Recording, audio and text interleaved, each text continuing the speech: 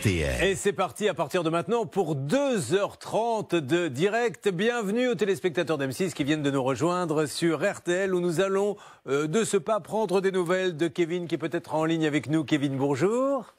Oui, bonjour. Bonjour Kevin. Toujours au Lion d'Angers, Kevin ?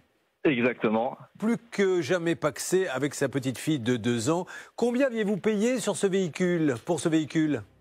J'ai payé 8 990 €. Qu'est-ce que c'était comme véhicule ? Un Chevrolet Captiva. Un Chevrolet Captiva que vous aviez trouvé où ? À Hénin-Beaumont, dans le Nord. Et donc, quel était le problème avec ce véhicule, Kevin ? Eh bien, en fait, quelques mois après l'avoir eu, j'ai eu des claquements moteurs. C'est avéré qu'il y a eu une expertise. Il y avait le côté accessoire du moteur, les freins qui étaient en très mauvais état. Ah ben ça suffit, c'est la fin de la phrase. Vous avez une façon de finir les phrases tous aujourd'hui qui est un peu particulière. Habituellement, on baisse le ton. Bonjour, je voudrais du pain, comment allez-vous ? Et là, vous les laissez en l'air. Donc on se dit, bon, il y a quelque chose qui va arriver, je n'ose pas. Moi, vous coupez la parole. Hier, nous avons eu le vendeur, M. Radi, qui devait avoir avec son avocat, notamment pour la question du remorquage du véhicule. Bernard Sabat, c'est vous qui vous occupiez de ce cas. Est-ce qu'on a des nouvelles du professionnel, de l'avocat, de votre épouse, de qui vous voulez ? Écoutez, moi j'avais parlé donc avec ce professionnel qui était ouvert à la discussion. Il y avait juste un problème de dépanneuse qui semblait être un souci. Et j'ai reçu un coup de fil il y a quelques jours de l'avocat qui m'a dit écoutez, on va vous faire une réponse par écrit. Je n'ai toujours rien reçu. Bien. De votre côté, JB, vous deviez avoir, je crois, Monsieur Crossettini, le précédent propriétaire de ce véhicule. Oui, exactement. On voulait en savoir un petit peu plus. On voulait savoir si ces dommages étaient déjà présents au moment de la vente précédente. Et en fait, j'ai jamais pu l'avoir, ce monsieur Crosetti. J'ai laissé des messages, je voulais avoir le gérant et on m'a pas rappelé. Au dispositif, nous relançons la machine. C'est parti, salle des appels. Nous rappelons donc le professionnel. Alors, le but du jeu, il a un avocat et c'est très bien. Je ne peux que vous conseiller de prendre un avocat. Mais celui-ci nous a promis une petite réponse et nous aimerions en savoir plus parce que l'état de la voiture laisse un peu à désirer. Est-ce que ça sonne ? Est-ce qu'il y a quelqu'un, JB ? Eh bien, on va voir ça tout de suite. Vous n'aviez peut-être pas fait le numéro, JB. Peut-être vous ai-je dérangé au moment où vous étiez en train de vous assoupir. C'est en général votre heure. Non ? Il y a quelqu'un ? Allez, ça sonne. Ça arrive. Marine, tenez-vous prête à intervenir parce que je pense qu'on va perdre JB dans peu de temps. La durite est en train de lâcher. On a beaucoup tiré dessus, ceci étant dit. Il y a peut-être une révision à faire. Maître de Caumont, votre analyse sur ce dossier. Sur la messagerie vocale. La durite de JB ? Non, le dossier, non, s'il vous plaît. La voiture de Kevin. La voiture de Kevin, il est évident qu'il est dans son droit. Et c'est juste une question d'exécution de bonne ou de mauvaise volonté de la part de la partie adverse. Ça ne répond pas, JB ? Ça ne répond pas, non, on va tester avec d'autres numéros. Monsieur de IS Auto. IS Auto, c'est à Hénin-Beaumont. Monsieur Rachid Dati, boulevard Albert Schweitzer. Merci de nous rappeler, d'essayer de voir comment on peut avancer ensemble. Je suis sûr qu'on peut trouver une solution.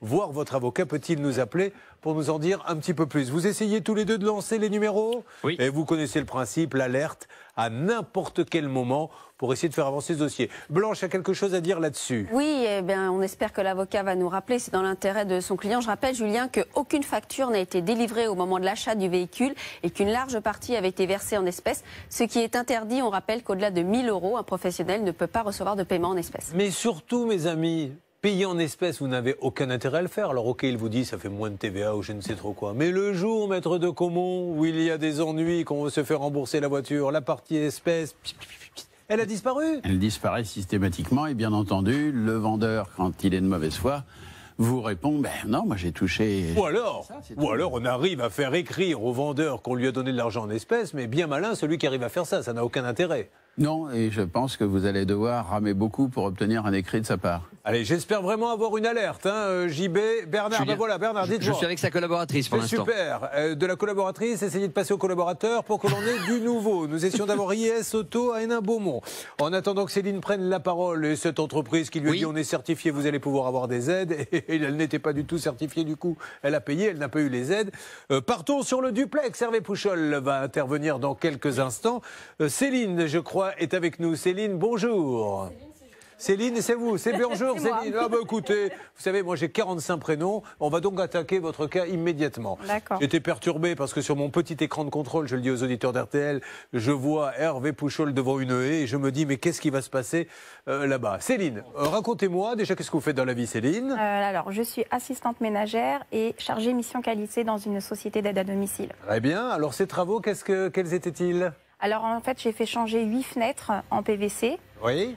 sur une maison simple vitrage qui avait besoin d'être rénovée.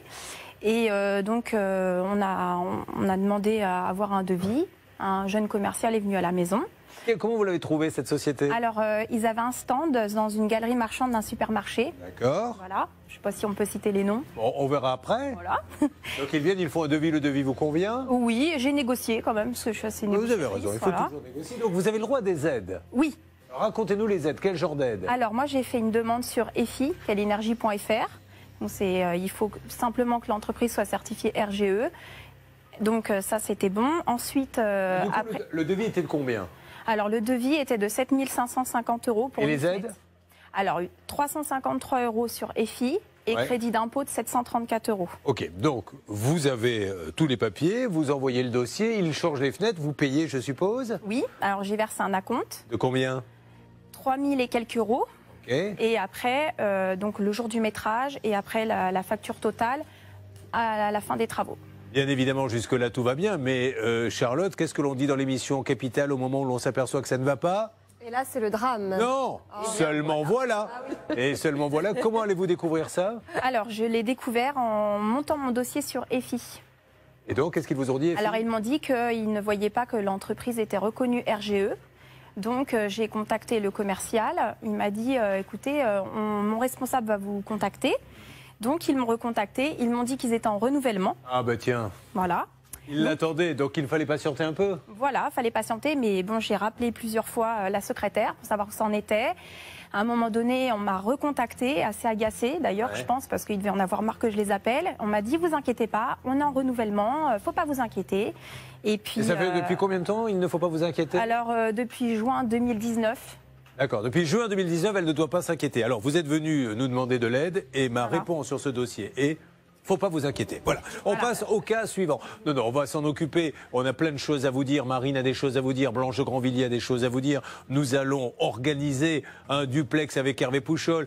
Mais quand le gouvernement lance des aides comme ça, c'est fantastique de lancer des aides. Peut-être pourrait-on faire une liste des entreprises qui sont vraiment, puisque vous le savez vous, c'est RGE, c'est ça? Et ne pas laisser des gens faire croire aux clients, car aujourd'hui, ce que vous voulez, c'est le remboursement des aides. Des de aides, l'État. qui sont de combien exactement? Eh ben, en tout, ça fait 1087 €. Voilà, c'est ça l'objectif, mesdames et messieurs, et nous allons nous battre. On ne peut pas faire croire qu'on a le droit à des aides à des clients alors que l'on n'est pas certifié, c'est juste inadmissible. Duplex d'Hervé Pouchol, vous restez avec nous et croyez-moi, nous allons faire avancer ce dossier. Vous suivez, ça peut vous arriver. Mais auparavant, je veux, avant de donner la parole à Hervé, demander à Marine ce qu'elle a à nous dire, parce qu'elle a des petites informations, je crois, Marine, à nous donner. Je vous écoute, Marine. Oui, tout à fait. En fait, Julien, ce qui explique un petit peu la situation complexe, c'est que l'entreprise est qualifiée RGE, en effet, mais pour des poêles à granulés et non pour des menuiseries. Et en effet, sur Internet, quand on se renseigne un petit peu sur cette société, on se rend compte que les avis Google sont hyper positifs quand il s'agit de poêles à granulés, mais malheureusement négatifs quand il s'agit de menuiseries, parce que ce n'est pas la seule personne à s'être retrouvée dans cette situation, à ne pas pouvoir obtenir les aides convenues au départ. Excusez-moi, mais ça fait donc maintenant 2 ans que vous attendez, donc je suppose que vous avez haussé le ton quand vous appelez ces gens-là en leur disant si vous deviez avoir cet agrément, vous l'auriez depuis 2 ans, donc vous ne l'aurez jamais. Qu'est-ce qu'ils vous disent? Eh bien, écoutez, après le confinement, je les ai un peu menacés. Donc, ils se sont déplacés à 2 chez moi en me proposant d'antidater la facture. Ah, très bien, de mieux en mieux. Donc là, Le je temps qu'ils pense... fassent leur dossier, voilà. Blanche de Grandvilliers, on a, comme l'on dit dans les vestiaires, on a gagné le cocotier. Alors qu'est-ce que vous avez à nous dire? Ben, Julien, effectivement, s'ils ont promis sur leurs documents contractuels qu'ils avaient la mention RGE pour la menuiserie, donc pour les fenêtres, ça là, peut constituer, Julien, le délit. Mais ça s'appelle un faux dans ces cas-là? Alors, De faire un faux logo, de faire... Ben, ça peut être en tout cas de la publicité mensongère, Ouais. ça c'est certain. S'ils ont dit qu'ils avaient donc cette mention RGE pour la menuiserie, ce qui a priori n'est pas le cas, on a la preuve dans le dossier. Après, elle peut également rester sur le civil et demander des dommages et intérêts sur le fondement du dol, puisqu'il y a eu une tromperie. C'est aussi le non-respect des obligations d'information prévues par le Code de la consommation.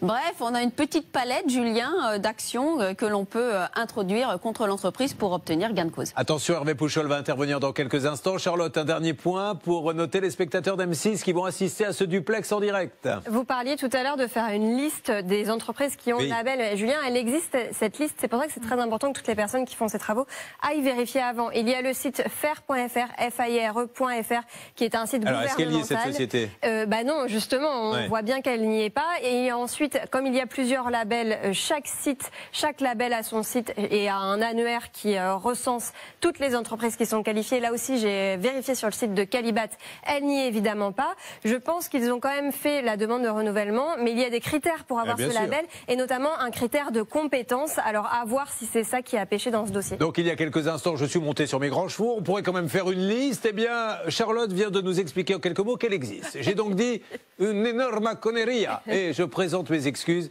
au fondateur, celui qui a créé cette liste, parce qu'effectivement, mais faut-il penser à y aller? Par contre, dites-nous, on peut trouver ça? Vous pouvez trouver ça sur le site faire.fr, FAIRE.fr, qui est un site gouvernemental, ou alors sur chaque site, pour chaque label, par exemple Calibat, calibat.fr ou .com, je ne sais plus, calibat.com, vous pouvez trouver également la liste de toutes les entreprises qui ont le label. Conseils, toujours des conseils avec Charlotte et les avocats. Hervé Pouchol, dans 2 minutes, montre en main, le chrono est lancé. Vous intervenez sur M6 en duplex. Expliquez-nous un petit peu où vous trouvez-vous. Quel est le contexte, mon Hervé? Écoutez, nous sommes à quelques pas de l'autoroute A4, à quelques kilomètres de Marne-la-Vallée. C'est un immeuble de bureaux, il y a un étage. Et bien entendu, nous avons repéré les lieux. Il y a quelques entreprises, il doit y en avoir 4 ou 5. Et forcément, ceux qui prennent leur café et qui fument leur clope, c'est les commerciaux de cette entreprise. Donc, je ne vous garantis pas que... Non, mais ça, c'est pas je pense qu'on a été repérés. Ah, mais pourquoi vous vous faites repérer à chaque fois? Parce que vous aviez votre micro et votre caméra? Apprenez, pas du tout, pas du tout. M6 a le droit au 1% de formation. Je pense que je vais vous faire payer une formation pour apprendre à vous fondre. Il y a des formations d'agents secrets, j'en suis sûr, où en quelques heures, on essaie de vous expliquer comment repérer des lieux sans se faire repérer vous-même. Alors, en effet, j'ai bien appliqué cette méthode. Je n'avais pas de micro, j'avais pas d'oreillette, il n'y avait pas de caméra, mais je me suis approché pour savoir si c'était bien le lieu de l'entreprise, parce que comme je me trompe une fois sur 2 de numéro, là, au moins, je suis sûr de mon coup. Mais je ne sais pas si c'est au rez-de-chaussée ou au premier étage. Si c'est au premier étage, il va falloir que je prenne mon souffle. Donc, j'ai repéré les lieux et il y a un monsieur qui m'a demandé ce que je faisais là. Et je lui ai dit n'importe quoi, que j'allais chez le voisin. Voilà. Bon, ça fait tout. Alors, attention, préparez-vous, rapprochez-vous le plus possible, puisque dans 1 minute, vous allez intervenir en espérant qu'il n'aura pas des escaliers à monter avec un masque, ce qu'il a fait la dernière fois quand il est arrivé au premier étage. Nous avons cru qu'il allait vraiment décéder parce qu'il ne pouvait plus respirer avec le masque et il n'a pas voulu l'enlever à la caméra parce qu'il s'est dit attendez, il faut être professionnel jusqu'au bout, mais il était rouge pivoine. Nous allons donc intervenir pour vous, Céline. Ça va se passer dans 1 seconde. Je demande à la salle des appels en parallèle, puisque nous faisons toujours comme ça, pendant qu'Hervé Pouchol se déplace, nous essayons d'appeler l'entreprise pour leur dire en bas, il y a quelqu'un qui vous attend. JB, vous me rassurez, vous avez tous les numéros? J'ai tous les numéros. Ça marche. Et puis, dans quelques instants, ne manquez pas avec Maître de Caumont également. Le duplex démarre dans 20 secondes. Que nous aurons une histoire de compteur de voitures trafiquées quand vous achetez une voiture et que vous annonce 100 000 km au compteur, alors qu'il y en aurait pour 200 à 300, c'est ça, Charlotte? Estimé entre 200 et 250 000 km. Eh ben voilà. Et après, on ne fait plus rien pour vous. Mais là, attention, tout le monde s'accroche. Il entre en action sur M6. Voici le duplex du grand, du seul, l'unique Hervé Pouchol.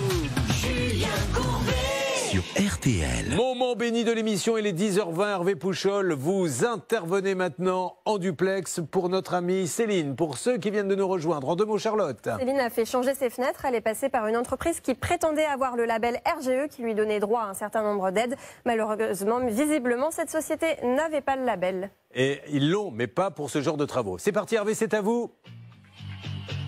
Eh bien, écoutez, ça va être très court parce qu'il y a une porte qui est fermée et il faut un badge. Et j'ai beau sonner, mais personne ne m'ouvre. Et tout à l'heure, c'était bien pratique que les commerciaux boivent leur café et fument leurs cigarettes parce qu'ils auraient pu m'ouvrir la porte. Alors, est-ce que quelqu'un va descendre? Je suis à la bonne adresse. Hervé, nous allons en parallèle téléphoner. C'est l'intérêt d'avoir... S'il vous plaît. Ah, quelqu'un a répondu. Je viens d'entendre. Est-ce que vous pouvez m'ouvrir, s'il vous plaît? La personne ne demande même pas qui vous êtes dans ces cas-là. Voilà. Allez-y, JB, lancez l'appel. Nous lançons l'appel à cette entreprise et nous allons leur expliquer qu'il y a en bas un monsieur qui tient un micro. Bonjour. Oui, bonjour. Econergie? Oui. Bonjour, je suis Julien Courbet, nous sommes en direct sur RTL et M6. Madame, j'ai besoin de parler à un responsable concernant le cas d'une de vos clientes qui avait le droit à un crédit d'impôt avec une qualification RGE, mais malheureusement vous ne l'avez pas. Donc aujourd'hui elle voudrait un petit remboursement. Est-ce que je pourrais avoir soit Xavier, soit Monsieur Girard, soit Monsieur Sester ? Ils sont en réunion, c'est pas possible. Bon, alors vous leur dites qu'ils sont actuellement, qu'on parle de la société Econ RJ qui se trouve 1 avenue de la Marne. Vous êtes-vous à Bussy-Saint-Martin, là, madame, vous-même ? Oui. Alors, il y a en bas de chez vous un envoyé spécial. Si vous vous penchez à la fenêtre, vous verrez Hervé Pouchol qui est là avec un micro et une caméra et qui essaie de contacter quelqu'un. Si vous pouviez aller glisser, parce que c'est quand même assez grave ce qu'on dit, madame. C'est pour ça que je vous invite à aller voir un de vos responsables. On est quand même en train de dire que votre entreprise a vendu des prestations pour une qualification qu'elle n'a pas. Donc, il y a forcément un problème ou quelque chose qui nous a échappé, mais on aimerait bien que quelqu'un vienne nous le dire. Est-ce que vous pouvez aller peut-être déranger quelqu'un ? Julien, oui. elle a raccroché. Ça fait combien de temps, JB ? Parce que j'ai quand même pas mal parlé. Il y a une seconde. Ah bon, très bien. Alors, rappelez-la. C'est terrible de raccrocher comme ça. Autant dire, monsieur, je vais aller demander... Allez, c'est parti, on rappelle. Maintenant, c'est peut-être le jeu de la patate chaude qui commence là-bas. Effectivement, c'est toujours un peu traumatisant quand on vous dit tout ça. Voyons si maintenant... Nos amis de Econ RJ, mais comment vous prononcez ça ? E-C-O-N-R-G-I. Econ RJ ? Éconergie. Éconergie. Ouais. Bon, très bien. Éconergie. Éconergie. Combien de fois j'ai dit ça à Bernard Sabat quand il m'énervait, mais je ne savais pas que c'est le nom d'une société. Éconergie, qu'est-ce que tu racontes ? Alors, qui me parle ? Hervé Pouchol. Personne. Là-bas sur place. Il y a une petite musique, mais il n'y a plus la personne. Hervé ? Énergie est votre spécialiste de Vous êtes en duplex, on vous entend pas, Hervé. On va lever votre micro, allez-y.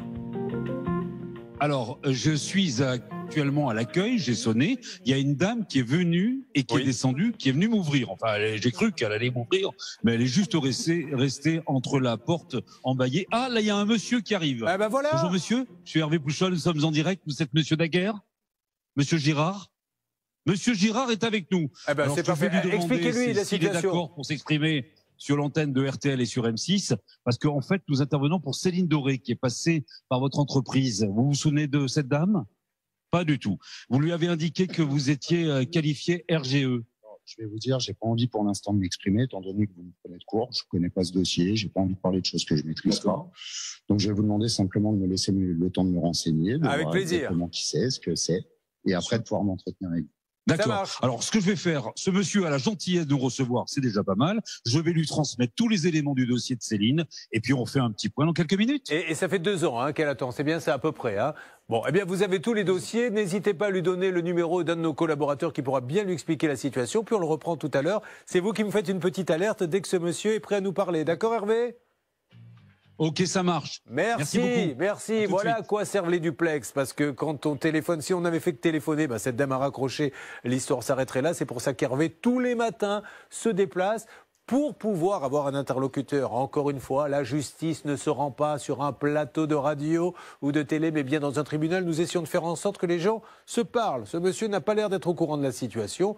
Nous allons voir, une fois qu'il sera au courant, ce qu'il peut faire pour nous. Bon, ça avance déjà un petit peu. C'est déjà ça. Voilà, elle attend son argent. Bah oui. Bon, alors, JB, la dame, elle a raccroché. Vous avez essayé de la rappeler ou pas ? Je l'ai eu finalement. Bon, elle s'est excusée. Elle m'a dit oui, bon, j'ai raccroché parce que effectivement, il y avait quelqu'un qui descendait. Parfait, elle a bien fait.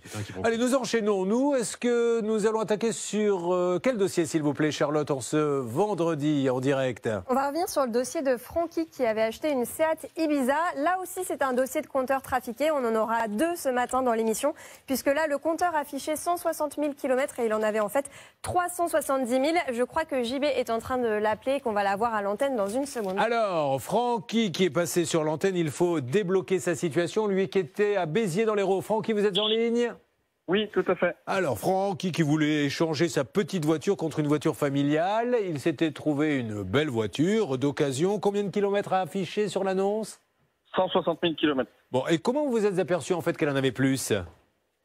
J'ai appelé un ami qui travaillait chez BMW pour avoir le suivi en fait intégral du véhicule et je me suis rendu compte qu'au mois de janvier 2020, il y avait eu une révision de fait à 377 000 km chez BMW. Bon, et avant les vacances, nous avions essayé, vous vous rendez compte quand même, il double, il double la mise. Nous avions essayé de joindre à plusieurs reprises le vendeur. Est-ce que vous avez eu du nouveau, Frankie ? Alors, oui, il y a eu une audience le 7 Ah, parce que vous avez été au tribunal? Bien sûr, Ok. on a mis en place, donc il a été convoqué et là c'est en délibéré pour début octobre. Eh bien voilà, nous allons en savoir un petit peu plus et l'intérêt c'est aussi de vous donner des nouvelles. Un mot, Éric de Comont? Alors, on va vous ouvrir le micro, Éric de Comont. Quand il y a une audience et qu'il y a un délibéré, par définition, on n'a rien à dire que d'attendre le résultat final. Maintenant, j'ai excellent espoir dans ce dossier parce qu'à partir du moment où il y a un historique dans la marque, chez la marque, qui prouve à l'évidence que le compteur a été trafiqué. Bien, alors on verra ce que va dire le juge concernant Motif Car et monsieur Olivier Lally. Dans une seconde, Charlotte. On va revenir sur le dossier de Christelle suite à une rupture de canalisation. Elle ne peut plus entrer chez elle. Ça fait 2 ans qu'elle passe chez son voisin pour pouvoir rentrer chez elle. Entre autres, d'autres cas également, un autre cas de voiture, mais je crois qu'on aura aussi des travaux catastrophes tout à l'heure à partir de 11h30. Le vendredi, on est en direct. Le vendredi, on continue de faire avancer vos dossiers. Le vendredi, il y a aussi des cas inédits. Nous avons Céline sur le studio RTL M6 qui attend du nouveau. Hervé Pouchol est en train de négocier pour qu'elle récupère l'aide qu'on lui a promis et qu'elle n'a jamais obtenue à cause de cette certification manquante.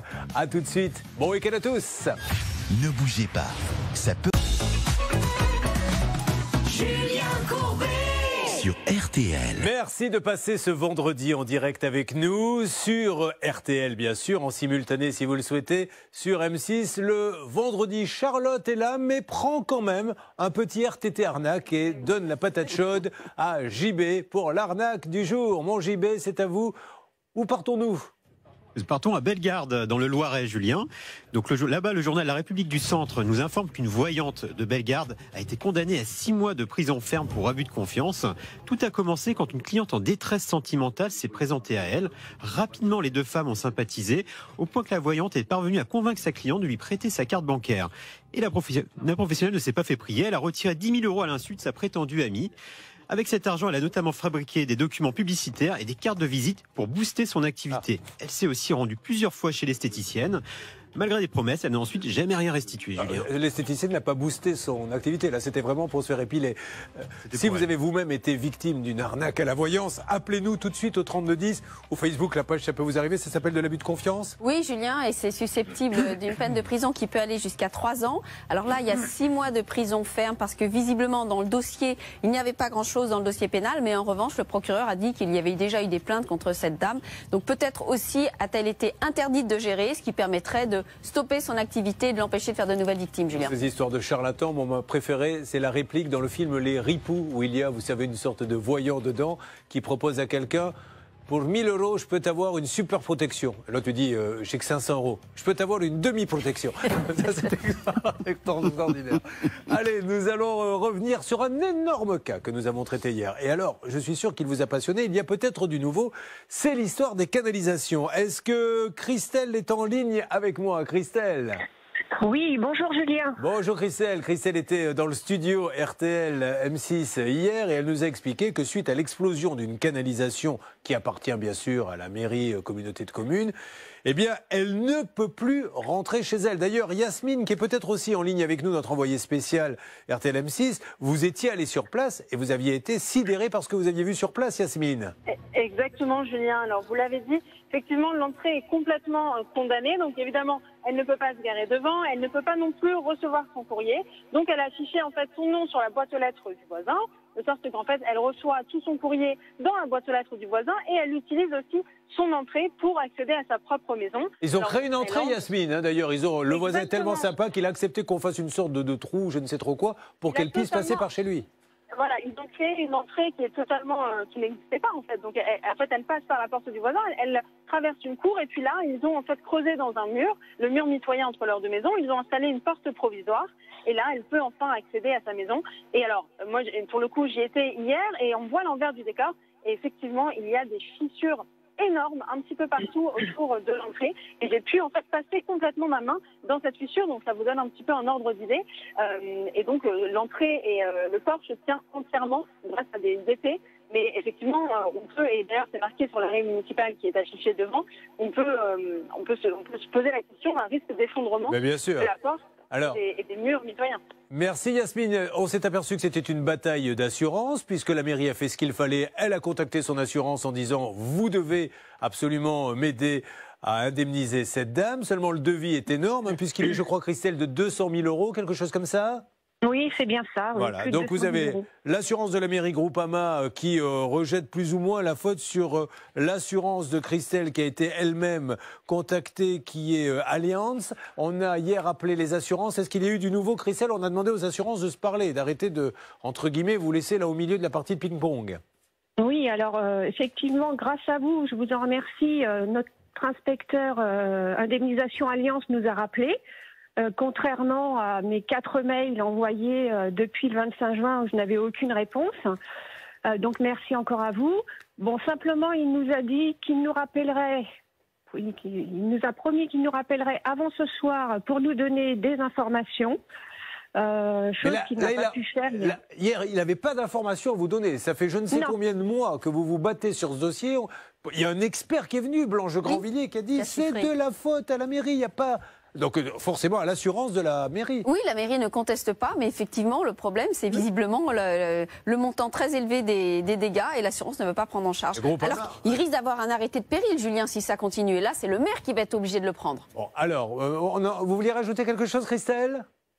Bah écoutez, on espère encore, on compte surtout sur vous pour avoir un... Là, c'est des points réguliers toutes les semaines avec Groupama. Groupama, toujours là pour toi. Alors, ça fait combien de temps que vous attendez Groupama, vous, Christelle, l'indemnisation? Ça fait 2 ans et 3 mois. Voilà, donc il faudrait que quelqu'un de chez Groupama nous dise, il y a une expertise qui dit, voilà, c'est de la faute à la mairie, vous assurez la mairie, pourquoi vous ne payez pas? Votre conseiller Allianz, lui, va vous donner du nouveau. Est-ce que du côté régie, salle des appels, que ce soit JB, que ce soit Bernard, on a pu avoir Groupama, hier on avait lancé un peu tout le monde, est-ce qu'ils nous ont répondu? Alors, on n'a pas eu de réponse, non, en direct. Effectivement, ils sont revenus directement vers Christelle, donc on pourra les relancer nous aussi. Blanche Grandvilliers. En réalité, on s'aperçoit que ça a traîné pendant très longtemps et le chiffrage des dommages est intervenu relativement rapidement, Julien. Donc on peut comprendre que ça traîne. Charlotte, rapidement. On avait eu Monsieur le maire, en revanche, qui nous avait dit qu'il avait fait tout ce qu'il fallait, mais lui peut peut-être relancer son assurance, puisque Groupama, c'est son assurance à la mairie. Allez, amis de Groupama, si vous nous regardez, 2 ans qu'elle ne peut pas rentrer chez elle, vous assurez la mairie. Il semble clair pour tout le monde que c'est un problème qui est dû aux canalisations de la mairie, donc de votre assuré. Ça fait 200 000 €, nous n'y sommes pour rien, mais on ne peut pas laisser les gens comme ça en disant, bon ben, en plus la mairie paie une cotisation, donc pour que le dossier avance, le maire est en porte-à-faux. Il faut vraiment que ça bouge. Soyez sympa, Groupama, répondez-nous, ne laissez pas cette pauvre dame sans réponse. Parce que là, on ne sait rien sur ce dossier. On attend, je ne sais pas quoi en fait. Puis la maison va finir par s'écrouler parce qu'elle est en train de se détériorer à un point et on ne pourra pas dire après, personne n'était au courant. Donc Christelle, semaine prochaine, vous me dites dès lundi si Allianz vous a rappelé. Moi, de mon côté, je rappelle Groupama. Ça peut vous arriver. On va faire ça. C'est quand même incroyable hein, d'attendre comme ça. À un moment donné, il faut presque assigner les assurances. Oui, je pense que c'est ce qu'il faudra faire. Julien, elle a été bien patiente, mais aujourd'hui, il faut qu'elle fasse quelque chose. Si ça continue d'être bloqué, Julien, il faut assigner devant le tribunal. Surtout qu'elle a un PV maintenant qui fixe le montant des dommages. Il va y avoir d'autres dossiers. Elle ne s'inquiète pas, Christelle. Là, je crois que ça va bouger un petit peu. Je vais vous présenter des nouveaux venus dans l'équipe qui s'est étoffé un petit peu. Nous avons Anthony qui est là. Bonjour Anthony. Bonjour. Il va intervenir dans quelques instants. Anthony, si je ne m'abuse, c'est le compteur de la voiture trafiquée. Vous l'avez acheté avec combien? Avec 102 000 km. Et vous vous êtes aperçu qu'elle en avait? Selon l'expert, entre 200 000 et 250 000 km. Et aujourd'hui, quand vous appelez le professionnel, qu'est-ce qu'il vous dit, Anthony? J'arrive tout simplement pas à le joindre. Donc on va s'en occuper. On va essayer d'avoir quelques explications avec Maître de Comont, le grand spécialiste. Et donc, du coup, nous avons Rémi qui est avec nous. Rémi, lui, c'est le mur du voisin qui va s'écrouler chez vous? Exactement. Et le voisin, il veut rien faire? Le voisin ne veut rien faire. Comment vous expliquer? Il y a de la végétation qui pousse par-dessus. Est-ce qu'il y a un vrai risque? J'empêche ma fille d'aller sur cette partie-là du terrain. Parce que vous avez peur que, bien sûr, ça s'écroule, etc. Ça aussi, ce dossier, nous allons nous en occuper. Et puis, comme vous êtes là depuis maintenant le début de l'émission avec nous, amis d'M6, nous avons toujours Céline qui est là. D'ailleurs, un très rapide, mais alors très très rapide peut-être point avec Hervé Pouchol. Est-ce qu'il est au moins connecté? Il est rentré, Hervé, très rapidement, en 10 secondes. Qu'est-ce qui se passe là-bas? Écoutez, je suis toujours à l'extérieur des bureaux de l'entreprise que nous avons contactée et le président de cette entreprise est venu à notre rencontre et il est tout à fait d'accord pour s'exprimer devant les caméras et au micro de RTL. Dans combien de temps on peut le faire là rapidement? on peut le faire rapidement, absolument. Oh bah alors, Monsieur Girard, qu'est-ce qu'on peut dire sur... Hervé, laissez-moi juste organiser ça. Il me lance ça. Moi, j'annonce des festivités. On va le faire, donc préparez-le. Céline, prête à parler au directeur? Oui. Tout le monde est prêt. Eh bien, mesdames et messieurs, enfin, l'explication qui arrive. Julien Courbet. RTL. Un duplex ce matin, RTL et M6 pour aider donc Céline. Céline, on le rappelle, a fait appel à une entreprise qui était normalement qualifiée, donc elle aurait pu avoir des aides. Exactement, elle était censée avoir le label RGE pour le changement de fenêtre, pour une amélioration de l'isolation. Malheureusement, elle n'avait plus ce label au moment de la signature du devis de Céline, donc Céline ne peut pas avoir ses aides. Alors ça, c'est la version de Céline. Nous allons tout de suite à la rencontre de la partie dite adverse qui va pouvoir nous donner son explication. Alors, Hervé, vous êtes avec le patron. Est-ce qu'il a pu retrouver le dossier de Céline et que nous dit-il?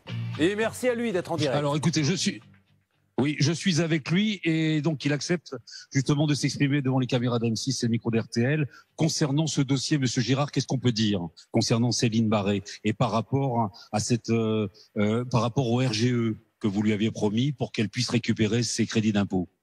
Alors, tout d'abord, bonjour à tous. Je suis un petit peu pris de court pour être très honnête parce que vous venez d'arriver devant mon entreprise ce matin. Qu'aujourd'hui, je gère une entreprise, mais je ne connais pas malheureusement tous les clients personnellement. Donc, je vais avoir besoin de temps pour me renseigner sur ce dossier, pour reprendre tous les éléments, parce qu'aujourd'hui, mon but n'est certainement pas de m'engager ou de causer des désagréments à qui que ce soit. Et je ne peux pas aujourd'hui parler de quelque chose que je ne maîtrise pas. Donc, alors, le but monsieur, déjà premier, je me permets de vous interrompre quelques instants, s'il vous plaît. Sandra, depuis combien de temps prévenez-vous l'entreprise et qui est votre interlocuteur? Parce que ce monsieur est le patron, il n'est pas au courant de tout, mais ça fait combien de temps que vous leur dites vous n'êtes pas RGE, il faut me rembourser? On va dire depuis janvier. Est-ce qu'on vous a répondu? Non, enfin juste par téléphone en fait parce que c'est moi qui ai rappelé à chaque fois. Mais qui est votre interlocuteur là-bas? J'ai eu Xavier. Voilà, c'est un Xavier qui est au courant de ça, mais monsieur apparemment depuis 2019, elle appelle votre société pour dire maintenant il faut me rembourser, vous n'êtes pas RGE. J'entends bien parce que votre collègue, si vous appelez comme ça, m'a expliqué la situation. Maintenant, comme je vous dis, je maîtrise pas tous les dossiers, monsieur. Aujourd'hui, si c'était quelqu'un que j'avais rencontré moi personnellement, je pourrais déjà plus le maîtriser. D'accord. C'est pas le cas. Je pense que ça, c'est compréhensible. Alors, il y a autre chose, monsieur. De partie adverse. Vous avez, je vais moi, pardon, si vous me permettez de finir. Vous avez parlé de partie adverse quand vous avez lancé le sujet. Je me considère pas comme une partie adverse parce que mon but aujourd'hui, je suis une entreprise. J'ai pignon sur rue. Oui. Vous voyez, votre journaliste vient sonner à l'improviste chez moi. J'ai jamais été contacté. D'accord. Mais monsieur, je ne doute pas. Il n'y a rien de préparé. Monsieur, vous voyez, monsieur, qu'aujourd'hui, on répond, je descends, je vous reçois. J'ai une question à vous poser, monsieur. D'accord, monsieur, laissez-moi vous poser une question. Ce que je veux dire par là, monsieur, s'il vous plaît, c'est que déjà, je ne suis pas là, en fait, en tant que partie adverse. Non, mais là, on parle pour ne rien dire, monsieur, vous en êtes conscient. D'accord. Alors, maintenant, je vais vous poser une question simple. Monsieur, s'il vous plaît, laissez-moi vous poser une question. Soyez sympa. Alors, je pose la question quand même. Est-ce que cette entreprise devrait avoir le RGE pour quelle dénomination? Parce qu'ils l'ont sur autre chose, mais est-ce qu'ils l'ont? Ça, ici, il répond, monsieur, c'est le patron. Pour des travaux de... Oui, on a plusieurs... Attendez, je pose la question, monsieur. Il l'a pour installer des poêles à granulés, tout ça pour changer des fenêtres. Est-ce que vous avez le RGE pour changer des fenêtres, monsieur? Ça, vous le savez, vous êtes le patron. Non. Voilà. Eh bien, vous lui avez changé des fenêtres et RGE. Qu'on a eu... Ouais, mais c'est un agrément qu'on a eu il y a plusieurs années. Aujourd'hui, il faut savoir que l'agrément, il est valable sur 1 an. C'est un agrément qu'on a disposé pendant plusieurs années. Laissez-moi reprendre les dossiers pour que je vois quelle année en fait on n'a pas fait le renouvellement et pour pouvoir trouver des solutions. Si aujourd'hui cette dame a eu un préjudice de notre faute, moi je suis complètement ouvert au dialogue. Mon but étant de laisser des clients qui soient satisfaits. Vous savez, je suis quelqu'un qui tous les matins me regarde dans la glace. J'ai des parents, j'ai des grands-parents, j'ai des amis, une famille qui vit sur le secteur. Je suis une petite entreprise locale. J'accepterai pas qu'il se fasse avoir par une entreprise. Mon but n'est pas d'être un truand, un malfaiteur.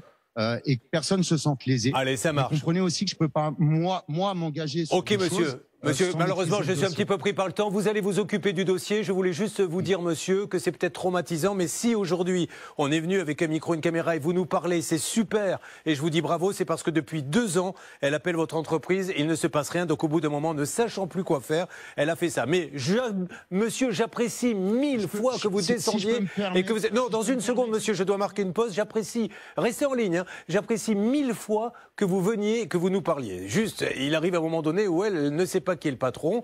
2 ans, elle envoie des recommandés, personne ne lui a répondu à ce recommandé. On lui dit, oui, c'est vrai, on a eu cet agrément, maintenant on ne l'a plus, mais on vous a quand même vendu la prestation. Et elle dit, mais maintenant, moi, cette aide, je ne l'ai pas. C'est juste ça, monsieur Meillat. Rien de grave, tout va s'arranger. Vous suivez, ça peut vous arriver. Alors, Hervé, je crois que monsieur voulait rajouter quelque chose. On va lui donner la parole. Vous voulez rajouter quelque chose? Alors, monsieur voulait rajouter quelque chose. Il avait enlevé ses écouteurs. Il est en train de les replacer. Alors, allez-y, monsieur Girard. Je voulais juste rajouter que le but est de trouver des solutions. Comme je vous ai dit, c'est de léser personne. Maintenant, oui, vous me dites que c'est traumatisant, bien sûr, parce qu'aujourd'hui, on est une petite entreprise locale. Notre but est d'avoir une bonne image. On a pignon sur rue. Vous voyez, vous sonnez à ma porte, je réponds. Donc cette dame, je pense à ma connaissance, ne s'est jamais déplacée. Donc maintenant, moi, je l'invite à venir nous rencontrer, à ce qu'on puisse échanger, à trouver des solutions. Parce que si le défaut vient de notre faute, et je dis bien si... Mais monsieur, vous pouvez le faire par téléphone, monsieur. Monsieur, dans votre ordinateur, vous pouvez savoir là, en 20 secondes, si vous aviez l'agrément ou pas. Elle va quand même pas se déplacer. Elle a payé. Ils sont venus en Alors, attendez, elle vous explique. C'est votre cliente qui vous parle, monsieur. Allez-y, madame. Bonjour. Allez-y, parlez-lui fort. Bonjour, excusez-moi, mais en fait, le souci, c'est que donc 10 mois après mon dossier sur EFI, Xavier m'a contacté en me disant qu'il n'avait pas eu son renouvellement. Donc, chose que je peux comprendre. Le confinement est passé et 2 personnes sont venues, dont Xavier, chez moi, à mon domicile, pour essayer de trouver éventuellement une solution. Soit que je fasse des travaux et qu'on déduise cette somme, soit d'antidater la facture. Vous voyez, monsieur, enfin, ça, on n'en a pas parlé, mais je suis obligé de vous le dire. Donc, est-ce que vous pouvez pas monter et regarder dans vos dossiers? C'est facile, vous tapez son numéro de facture, vous allez tout de suite voir. C'est ce que je vous demande. Eh bien, faisons-le. C'est le temps de pouvoir maîtriser ce dossier, de pouvoir regarder, de pouvoir prendre tous les éléments. Allons-y, perdons pas de temps. Parce que je vais vous dire, je me suis déjà renseigné un petit peu. Je sais que le technicien qui s'est déplacé aujourd'hui ne fait plus partie de mon entreprise, qui va pas me faciliter les choses pour retrouver les éléments. Je sais aussi que cette dame, depuis justement tous ces préjudices, il me semble qu'on a déjà travaillé avec quelqu'un de sa famille d'ailleurs, qui est très content de nous et qui pourra vous dire qu'on est une entreprise sérieuse et que notre but est de trouver des solutions. Ah, j'en doute pas. Donc encore une fois, je vais aller chercher les poils à granules, il n'y a pas de problème. On a des problèmes des fois avec Renault, avec des Peugeot, Toyota. Trouvons-le. Donc retrouvez le dossier, monsieur, vous avez forcément des archives. Trouver des solutions. Et je vais regarder tout ça. Une fois que je maîtriserai le dossier, je vais revenir vers cette dame. Ça marche, Charlotte. En tout cas, la solution, c'est 1100 € qu'il faudrait lui recruter le plus rapidement possible. Ça, alors, Hervé, on va donner la parole à Charlotte. Oui, parce que si monsieur veut, on peut lui envoyer tout le dossier et notamment un mail du 5 avril 2019 où un technicien dit que la société a bien le label RGE.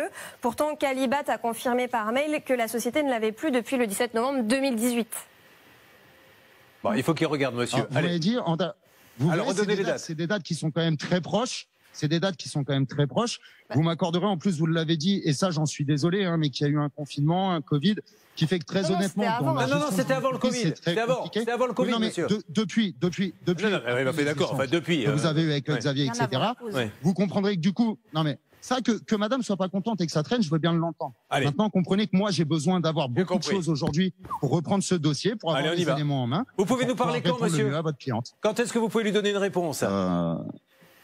Vous me laissez, je sais pas, au moins, on est vendredi, laissez-moi au moins le week-end pour regarder. Allez, super, on se parle en début de semaine prochaine. Merci beaucoup, monsieur, pour votre gentillesse et rendez-vous pour régler le problème puisque vous êtes là pour que le client soit satisfait, je l'ai bien compris.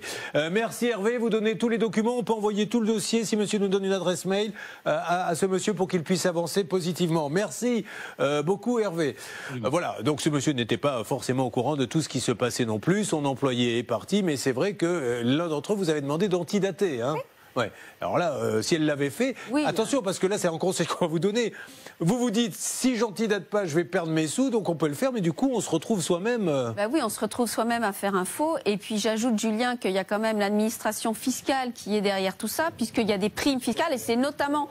à ce sujet que Céline demande une indemnisation d'environ 300 €. J'ajoute quand même que le montant dont elle demande en indemnisation, il est fixe, Julien. C'est pas une invention de sa part, c'est par fenêtre. Voilà combien ça fait. Je crois qu'on ne peut même pas le discuter, Julien. Bon, allez, en tout cas, je suis sûr que ça va s'arranger. De toute façon, il y a tous les documents qui sont là. Ça ne peut pas ne pas s'arranger. Alors, il faudrait aller au tribunal et elle déposerait plainte dans ces cas-là pour abus de confiance, pour publicité mensongère. Oui, j'avais dit publicité mensongère, tentative de faux. Et puis là, pour le coup, Julien, elle réclamerai des dommages et intérêts. Allez Céline, normalement, milieu de semaine prochaine, on essaie d'avoir la solution. Ça vous va ? Vous restez encore un petit peu avec nous parce que je vous ai fait venir deux beaux jeunes hommes. Ça, c'est le petit cadeau de la maison. Alors, vous avez Anthony, célibataire, Anthony ? Oui. Oui, ben voilà, Anthony. Je suis mariée. Ah, vous êtes mariée, c'est pas parce qu'on est au régime qu'on ne peut pas regarder la carte. Je suis fidèle. Ah, très bien. Alors, expliquez la définition du mot fidèle à maître de commande qui vient de découvrir ce mot à l'instant. Ça veut dire que quand on est marié, on ne reste qu'avec sa femme, maître de commande. Ah, c'est ça que ça veut dire. Oui, il ne le savait pas, le pauvre. Alors, un mur qui s'écroule chez le voisin et qui pose beaucoup de problèmes, il ne laisse plus sa fille jouer d'ailleurs. Et un compteur, encore une fois, ces voitures que vous achetez souvent en passant par des gratuits. Elle est annoncée à 100 000. On aura d'ailleurs la notion de ce côté contractuel de l'annonce. Quand on vous dit voiture 100 000 et qu'elle en a en fait 300 000, vous pensez bien que ce n'est pas du tout la même mayonnaise. Tout ceci et plus d'autres cas, c'est ensemble que nous vivons ces dossiers sur M6.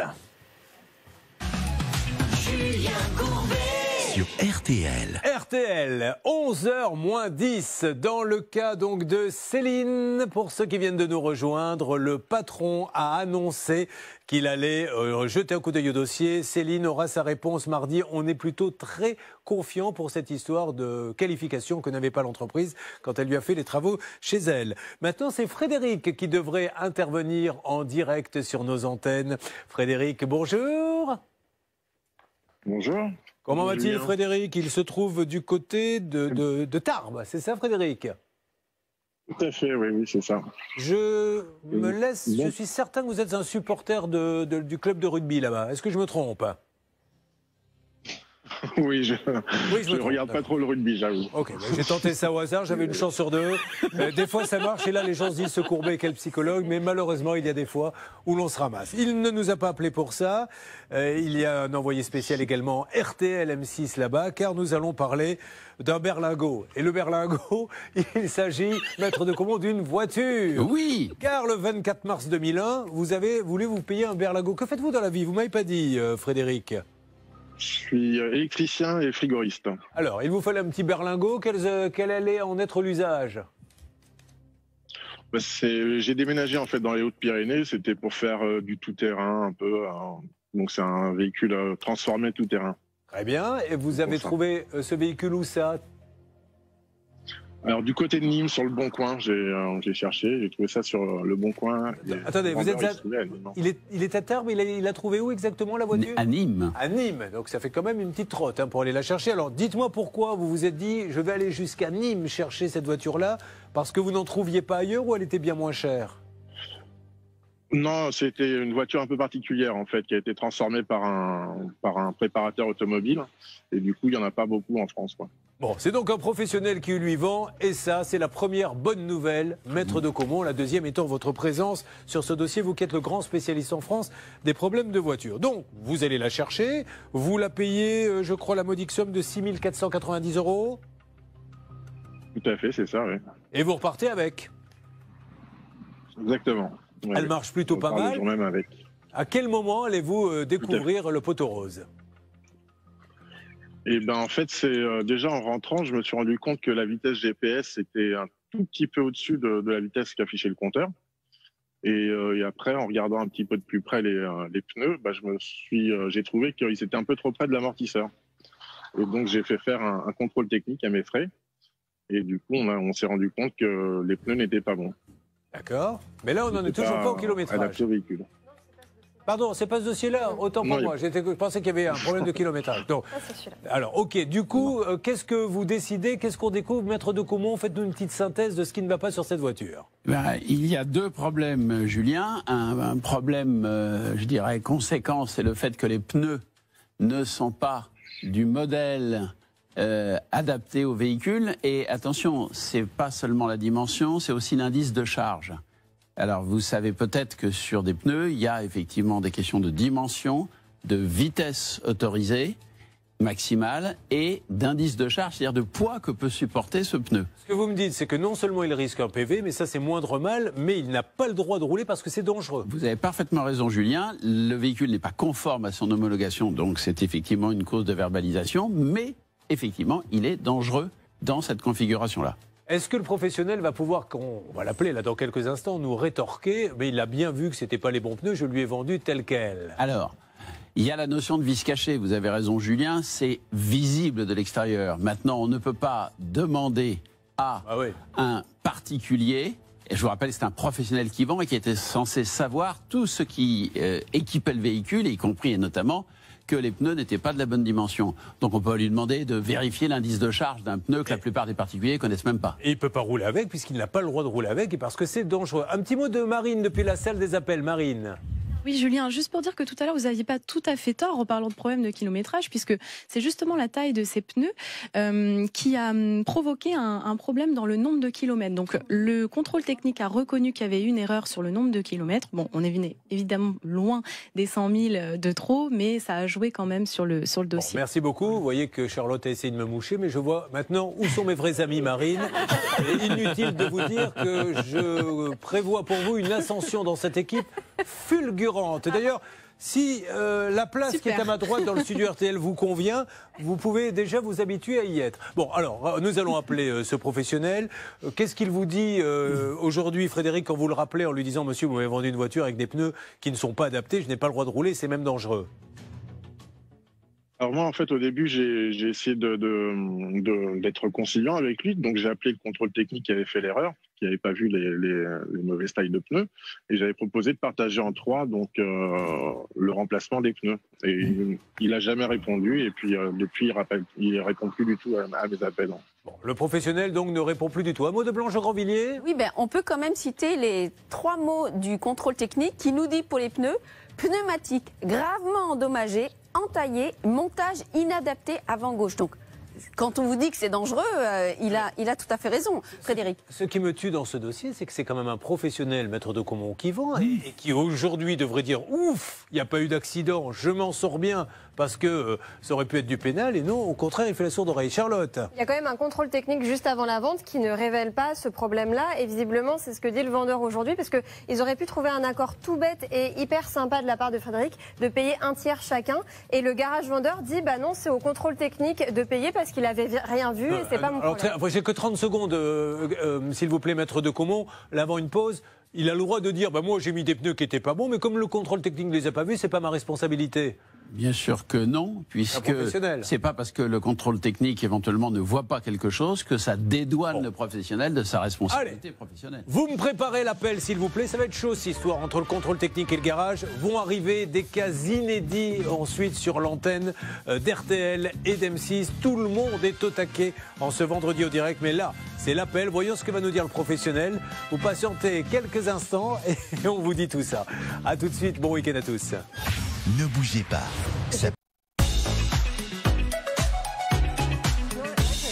Merci d'être avec nous sur M6 comme tous les matins dès 10h05. Vous le savez, 2h30 de direct dans le seul but de faire avancer vos cas et de vous donner les meilleurs conseils.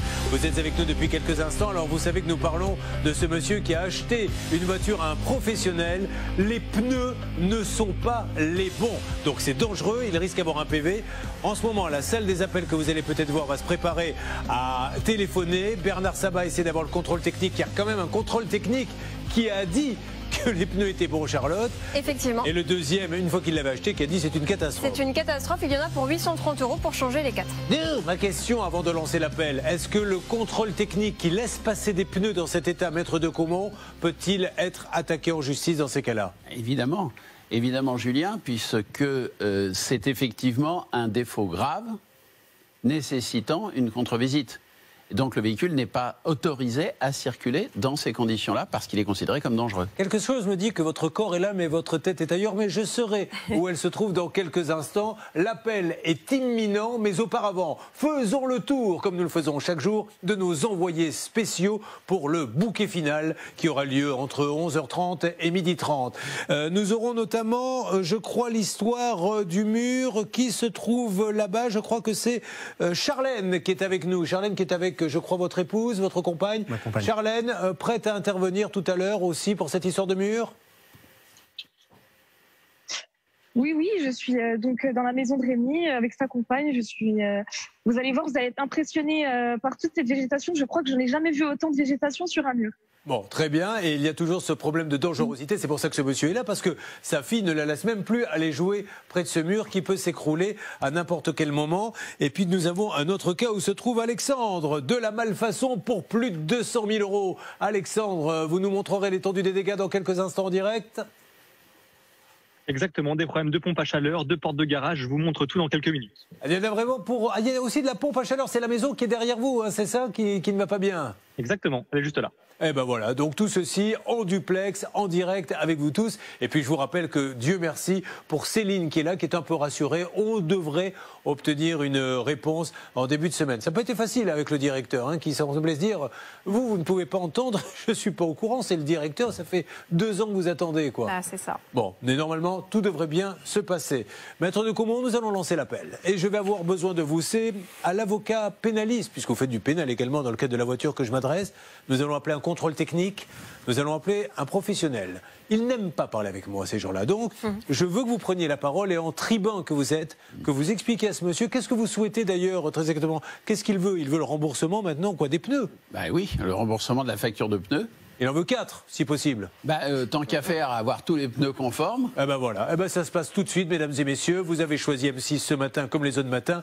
Nous allons maintenant lancer les appels et vous allez y assister. Julien Courbet sur RTL. Il s'appelle Frédéric, il est auditeur d'RTL, téléspectateur d'M6. Tina est avec lui en tant qu'envoyé spécial pour avancer dans ce dossier. Nous lançons l'appel et comme le veut la tradition, au moment où JB, tour de contrôle des appels, prépare le numéro, Charlotte rappelle à ceux qui viennent de nous rejoindre de quoi il s'agit. Frédéric a acheté une voiture à un professionnel, mais il y a un problème de pneus qui ne sont pas conformes. Et aujourd'hui, le professionnel ne veut pas prendre en charge le changement de ces pneus-là. Et en plus de cela, il n'a pas la carte grise car le professionnel aurait fait une erreur sur la déclaration. Ça, on ne l'a pas dit, je crois. Eh bien, sachez qu'il n'a même pas sa carte grise. Ah, mais c'est the cherry on the cake. Vous n'avez toujours pas la carte grise du véhicule. Vous m'entendez? Il ne m'entend pas, mon auditeur téléspectateur. Ah ben, il faut me répondre alors, mon grand, dites donc. Ne faites pas l'insolent comme ça. On dirait mon fils quand il a fait une bêtise qui ne me répond pas et qui baisse les yeux. Non, non, vous n'avez pas la carte grise.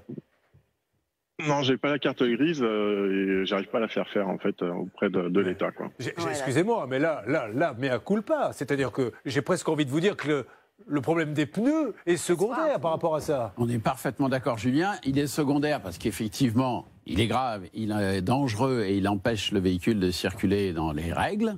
Mais à partir du moment où vous n'avez pas la carte grise d'un véhicule vendu, que ce soit par un professionnel ou un particulier, vous savez que la loi est très claire et la jurisprudence aussi.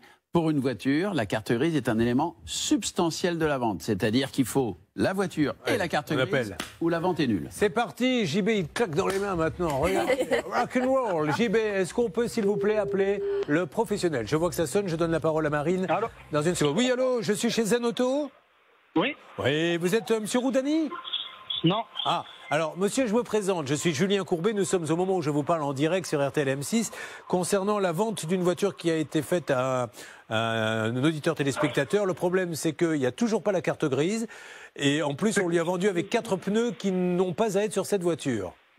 C'est quoi comme véhicule, monsieur? Je vais vous dire ça tout de suite. C'est exactement un berlingot qui a été vendu. Alors, j'ai même les numéros, normalement, de vente, etc. Vous voyez pas? Il s'appelle Frédéric Gamero. Alors, rappelez-moi si vous voulez d'ici 10 minutes, mais pas en numéro masqué. D'accord. Et je vais voir où ça en est le dossier. Oui, alors je vous rappelle donc que, il n'a toujours pas la carte grise, donc on se demande ce qui se passe, parce que ne pas avoir la carte grise quand on est professionnel et qu'on vend un véhicule, c'est un peu embêtant. Et la voiture a été vendue avec 4 pneus qui ne sont pas du tout faits ou adaptés pour cette voiture. Donc ça fait quand même beaucoup. Avec qui avez-vous, vous, Frédéric, quand vous appelez, vous parlez avec qui là-bas? Alors, j'ai pas son nom, mais j'appelle... Rappelez-moi déjà. Oui. Rappelez-moi déjà en normal, parce que là, vous êtes en numéro masqué. Mais qu'est-ce que ça change? On peut se parler, là. Dans 10 minutes, je vous répondrai à vos questions. Allez, ok, ça marche. Là, je suis pas au garage. Merci. Ah, ok. Alors, allez-y, vous récupérez l'appel JB. Bon, alors, ce monsieur n'est pas le patron, mais peut-être pourrait-il l'être. On verra ça dans quelques instants. Et le fait que ça soit un numéro masqué le bloque un peu. Marine, je vous écoute. Oui, ce qui pourrait expliquer le petit souci comme ça, où on ne sait pas trop qui est qui, c'est qu'en fait, Zen Auto a 2 adresses déjà. Donc, il y a une adresse postale, une adresse où il a acheté sa voiture. Mais ce qu'il faut savoir, c'est que quand on regarde sur le Bon Coin, on tombe carrément sur une devanture qui s'appelle RS Auto. Donc, encore un truc bizarre. Et dernière chose, quand on regarde RS Auto, on tombe sur Usul Frères à Nîmes, qui correspond à un autre gérant avec 600 000 euros de capital social et 4 millions de chiffres. Marine, merci pour ces précisions. Alors ça va permettre à notre JB maintenant de peut-être pouvoir lancer quelques investigations dans ce dossier who smell not good, il faut le dire. Ça peut vous arriver. J'ai la chance d'être parfaitement bilingue, je ne vois pas pourquoi, je n'en profiterai pas. Alors, JB, effectivement, vous qui êtes un peu celui dans l'équipe qui arrive à savoir qui nous appelons. Alors, quand je dis tout à l'heure, il y a un monsieur qui s'est vexé parce que j'ai dit partie adverse. Partie adverse, ça ne veut pas dire accusé, ça ne veut pas dire coupable, ça veut dire que quelqu'un vient nous exposer un problème et il y a forcément une partie adverse, Blanche. Mais vous avez vu, Julien, que mercredi, quand vous avez prononcé le mot justice, le mot avocat, vous avez vu comme les gens se crispent. Parce qu'ils ont l'impression d'être coupables. Voilà, alors que c'est pas ça, là, on veut juste discuter. Alors JB, parlez-nous un petit peu de ce méandre dont a parlé il y a quelques instants Marine. Vous m'entendez, JB? C'est un petit peu complexe parce que nous avons une société donc, qui est domiciliée du côté de Nîmes dans une rue bien précise, le Moulin de Vedel, 65 rue Moulin de Vedel. Alors, le problème, c'est que là-bas, c'est un centre d'affaires, donc du coup, il n'y a rien. Mais en fait, ces gens-là seraient domiciliés ailleurs, vendraient leur voiture ailleurs, dans un autre garage qui n'est pas le leur.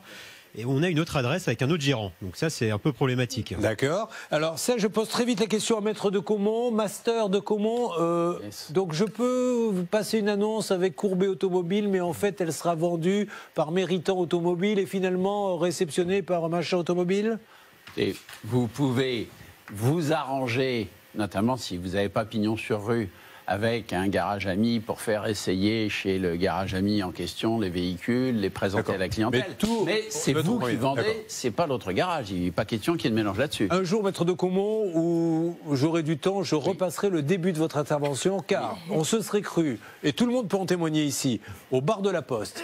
4 heures du matin, c'est la fermeture. Le patron dit, allez, il faut rentrer chez vous. Et là, vous avez, Maître de Caumont, on peut, effectivement... faire appel à une autre société. Remets-moi une suce, sois sympa. C'est la première société qui doit payer. Voilà ce que nous avons vu. Eh bien, écoutez, ce n'est pas joli. Et avec modération, bien sûr. Ceci étant dit, ça ne nous empêche pas de faire notre métier et d'aider nos téléspectateurs. C'est maintenant que nous allons le faire. Julien Courbet sur RTL. Il est 11h10 et tout va bien. Sur cette histoire donc de berlingots vendus sans carte grise, avec les mauvais pneus, le monsieur nous a dit, rappelez-moi, dans 10 minutes. Il y a plusieurs appellations là pour ce garage, mais nous le laissons et nous respectons ça et nous l'appellerons en démasqué comme il nous l'a demandé. Il est grand temps de revenir. Alors j'ai envie de vous dire sur un pilier de l'émission, parce que je ne sais, j'ai pas compté, mais on en est à combien à peu près pour Armindo? Au moins 6 ou 7 passages, je pense, dans l'émission. Cette histoire est dingue, mais on va d'ailleurs vous la résumer. Armindo, vous êtes en ligne avec nous, bonjour. Bonjour à tous. Armindo, il en a ras-le-bol de passer sur RTL et M6. Armindo, rappelez-nous votre métier, Armindo. Plaquiste. C'est un plaquiste qui a économisé tout au long de sa vie pour s'offrir sa petite voiture de collection qui valait une vingtaine de milliers d'euros, je crois. Oui, 27 224. Il en rêvait. Il passe par un site, mais la petite ambiguïté, c'est que le site, nous allons apprendre qu'en fait, ils ne font que de la mise en relation. Ils prennent les 27 000 euros d'Armindo en lui disant, on a trouvé votre... C'était une Mustang, hein, je crois. On a trouvé votre Mustang. Donc il dit, je vais la voir, et il ne l'aura jamais. Et en fait, qu'est-ce qui se passe? On s'aperçoit que ce site, Maître de Caumont, prend l'argent et cherche une Mustang. C'est-à-dire qu'ils ne l'ont pas. Ils disent, on vous la vend, mais ils ne l'ont pas. Et quand ils arrivent au garage, pour l'acheter et la donner à Armindo, là, visiblement, à chaque fois, c'est, ah non, elle a déjà été vendue. Mais en attendant, les 27 000 euros, ils les gardent. On avait appelé, vous êtes passé combien de fois, Armindo? 6 fois, je crois. Au moins 6 fois. Alors on a tout vu. Elle arrive, elle revient. C'est bon. Et là, au mois de juin, on s'était quitté, on s'est dit on va enfin passer un bon été puisque on avait la solution. Le monsieur nous avait dit ça y est, enfin elle est là, elle est à la douane. Il suffit qu'elle passe les papiers, c'est bien ça? Armindo. Voilà. Et on s'est dit OK. Et au mois de septembre, on est revenu une nouvelle fois Charlotte parce qu'elle avait toujours pas passé la douane. Exactement. Et le monsieur nous avait dit que ça allait se régler. Et là, il y a un rebondissement ce matin. Oh non, mais moi, Armindo, ça suffit maintenant. Alors, un berlingot, ça sera plus facile. Je vais vous en trouver un. Moi, j'en ai un en plus avec des pneus équipés. Je peux vous l'avoir très rapidement. Alors, c'est quoi le rebondissement, s'il vous plaît, Armindo? Bah écoutez, la voiture, au moment où l'émission m'a appelé, j'étais en train de la rentrer dans la cour. Ah, donc vous l'avez? Donc je l'ai. Alors, j'ai un gros problème. C'est quoi? Alors, pas de frein de parking. Les freins, c'est une catastrophe. Le véhicule a été accidenté d'après les premiers regards que j'ai pu voir. Et quand je ferme la porte côté chauffeur, elle ressort de 2 cm. Armindo, là, je ne sais pas comment on va sortir de ce truc-là. Maître de Comont, le problème, c'est qu'on appelle des sites. C'est pas eux qui le vendent. Qu'est-ce qu'on va faire maintenant? Là, Armindo, promettez-moi que la prochaine, et je le dis à tout le monde, vous l'achetez chez un vendeur de voitures de collection. Elles viennent des États-Unis. Vous ne savez pas dans quel état elle est. C'est la cata. Et là, Armindo, je pense qu'on est arrivé au bout de la logique. On va rappeler, mais on va plus pouvoir rien faire à part attaquer la société. Oui, je vous rappelle, Julien, que cette société, même si elle dit c'est pas moi qui vends, et je ne suis qu'une intermédiaire avec le réel propriétaire qui vous la vend à partir des États-Unis, il y a quand même une jurisprudence intéressante qui considère que si tout laisse à penser pour un simple particulier qu'il traite avec cette société qui lui vend le véhicule, eh ben quand bien même ça ne serait pas juridiquement le cas, c'est une possibilité de la attaquer, de la faire condamner, ça c'est déjà fait. Bon, elle est vendue, elle était vendue. On appelle, s'il vous plaît, JB, celle des appels, tour de contrôle une nouvelle fois. Monsieur, vous voulez dire quelque chose, Bernard? Oui, j'ai reçu donc ce fameux mail de Tony Auto Ancienne qui disait « La voiture d'Armindo arrivera bien entre 10h et 11h30 ce vendredi ». Donc voilà, ça c'était la semaine dernière. Mais elle n'est pas en bon état, mais moi ce que j'aimerais savoir, c'est est-ce qu'on a quand même un document qui dit qu'elle est en parfait état ou pas, Armindo? Moi j'ai rien. Hein. Bon, ok.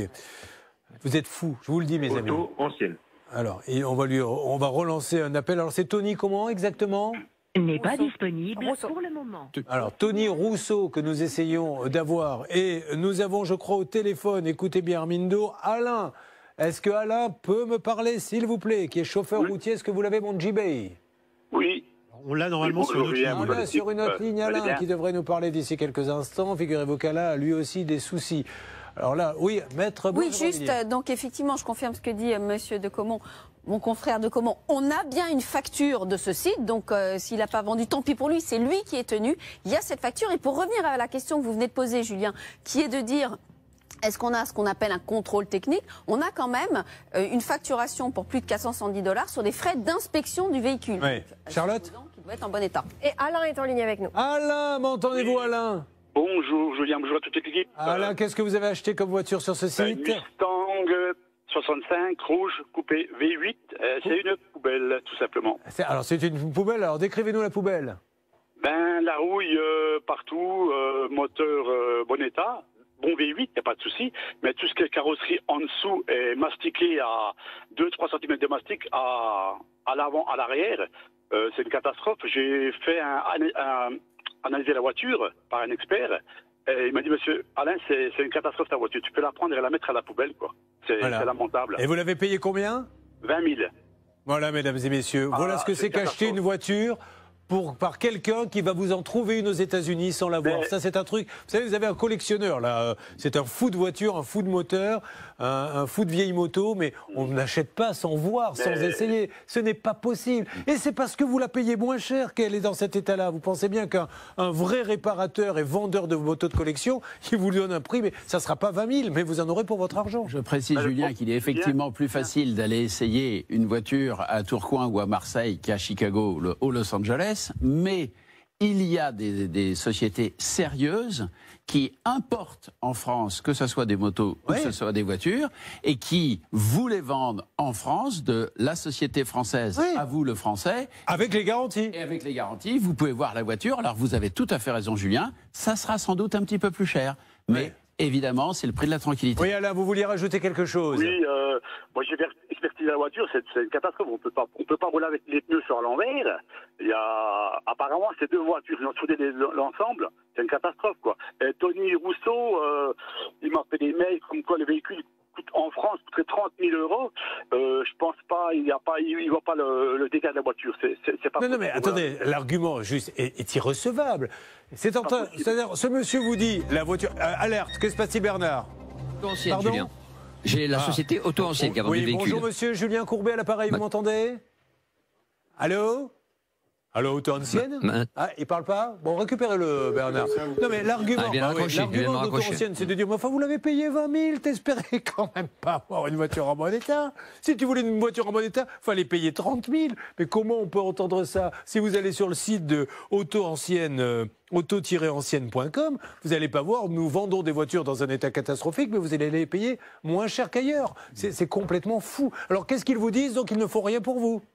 Non, c'est pas de leur faute, c'est un truc de fou. Faut voir ça avec le vendeur aux États-Unis. Mais moi, j'ai acheté la voiture avec autoancienne.com, avec le vendeur américain. Parce que la subtilité, c'est que dans les conditions générales, ils vous y expliquent qu'ils sont là juste pour faire une mise en relation un peu comme un dépôt-vente. Vous leur donnez les sous, ils vont chercher une voiture. Sauf que les sous, ils les encaissent. Ils ne les donnent pas, ils ne vous demandent pas de payer directement à Boston ou Chicago. Le problème, on ne peut pas les raloir, même un certain Philippe et un certain Rousseau, c'est pas possible, on ne peut pas les joindre. On les connaît, Alain, ça fait 1 an qu'on est sur le dossier avec Armindo et qu'on les appelle 20 fois par jour. Bon, on va essayer de nouveau. J'ai pris un avocat, c'est bien. J'étais au tribunal, on n'a pas le choix, ces gens-là. Il faut aller au tribunal. Vous avez, excusez-moi Alain, mais là, comme je suis un petit peu, j'ai les mains ronds au feu, j'ai bien compris. Donc vous allez aller au tribunal et je pense qu'Armindo, nous allons rappeler dans quelques instants cette société une millième fois, va devoir aussi aller au tribunal.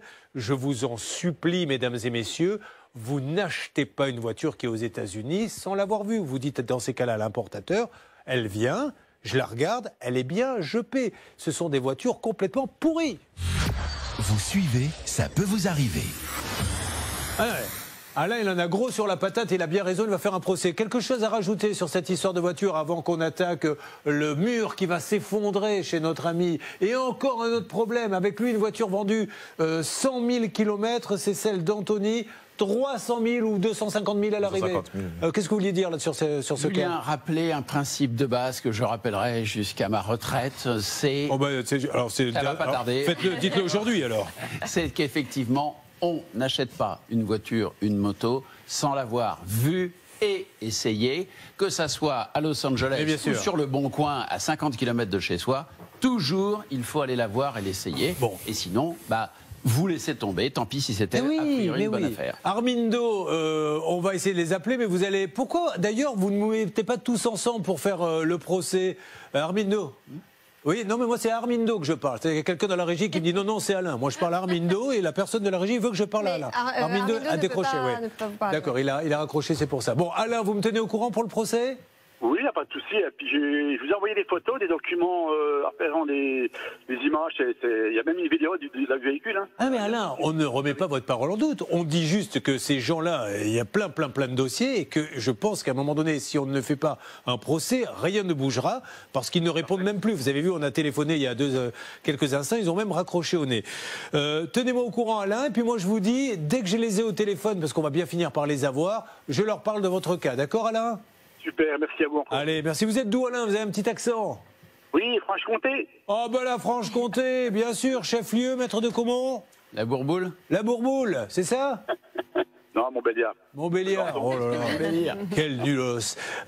C'est le moment où nous allons attaquer nos gros cas. Il y en aura 3, peut-être 4. Laissons-nous bercer par le direct. Nous allons donc démarrer avec cette histoire de mur avec vous. Je vérifie juste que je crois que c'est... Qui est sur place? C'est Alexandre qui est sur place pour cette histoire. C'est Charlène qui est sur place. Charlène, vous m'entendez? Allez, elle n'est pas connectée, la Charlène. Si, la voilà qui arrive. Alors Charlène, dans une seconde, on va parler de ce mur qui s'écroule. Mettez-vous en position pour que nos téléspectateurs d'M6 voient bien de quoi nous parlons. On enchaîne ensuite avec le compteur trafiqué. Puis il y a aussi un troisième cas qui va arriver. Oui, il y aura Mélissa qui nous expliquera qu'elle a payé 200 000 € pour une maison truffée de malfaçon. On va remercier Céline qui va revenir semaine prochaine nous en dire un petit peu plus. Je passe avec vous avec ce tronc pour que vous mettiez une petite pièce pour les enfants d'animateurs collaborateurs pour qu'ils puissent avoir une éducation. Vous n'avez pas d'argent sur vous? Bon, c'est pas grave. La prochaine fois, pensez quand même à notre petit billet. Merci beaucoup Céline d'avoir été avec nous. Bon, mesdames et messieurs, c'est parti. Du duplex, en veux-tu, en voilà. Nous attaquons les cas inédits et ça sera jusqu'à 12h30. Vous le savez, chaque jour, de 10h05 à 12h30, nous faisons feu de tout bois. Let's go, tout le monde est prêt. Premier cas démarre. Julien Courbet sur RTL. Mesdames et messieurs, nous sommes sur le point de démarrer un nouveau cas, mais on me signale à 11h21 qu'il y aurait... Alors, non, je vais quand même vous dire les choses comme elles sont. Dans mon oreillette, la personne qui s'occupe de ça me dit « Attention, il y a une Arlette ». Donc je me suis retourné un petit peu sur moi-même dans le studio RTL. Tiens, une Arlette qui vient me voir, mais c'était en fait une alerte. Sur le cas de la voiture d'occasion, il faut que ça soit rapide. Bernard. Oui, Julien, vous avez carrément Anthony Rousseau qu'on a interpellé, auto ancienne, qui vient de me rappeler, il est là en ligne. Monsieur Rousseau, bonjour, je suis désolé de vous rappeler, je sais que la voiture a été livrée chez Armindo. Est-ce que vous pouvez jeter un petit coup d'œil parce qu'apparemment elle n'est pas en très bon état? Oui, non, j'étais en train, pour être franc avec vous, j'ai écouté l'émission, j'ai tout entendu. Ah, super. C'est moi qui ai rappelé, j'ai rappelé tout de suite. Génial. Laissez-moi, je peux pas, laissez-moi, parce que je suis très surpris de la situation. Laissez-moi, je reviens, j'ai l'habitude de vous joindre. Mais je vous contacte courant de semaine prochaine pour voir qu'est-ce qu'on peut faire par rapport à tout ça. C'est super, merci monsieur de votre gentillesse et de votre professionnalisme. Merci. Armindo, vous avez entendu? On se parle semaine prochaine, ça c'est bien. On peut donc attaquer. Merci à monsieur Tony Rousseau de nous avoir appelé. Merci à vous Bernard d'avoir décroché. Alors, j'ai mon ami, si je ne m'abuse, Rémi qui est là. Rémi, bonjour. Rémi, nous allons donc parler du jardin de la Muerte. Racontez-nous un petit peu cette maison, vous l'avez depuis combien de temps? Nous habitons dans cette maison depuis le mois d'août de 2020. D'accord, avec votre épouse et un enfant? Avec notre épouse, un enfant et un deuxième en route. Très bien, bravo. Parce que les retraites, là, de maître de Comont et tout ça, va falloir les payer. Hein. Alors, cette maison, vous la trouvez où? Sur Internet, en allant sur un site de constructeur de maisons. Bien. Et alors, racontez-nous un petit peu la suite. On fait une première visite. Le commercial nous montre le terrain. C'est un terrain qui va être divisé en 3 parties. D'accord. Dessus se trouvent des box qui vont être démolies. D'accord.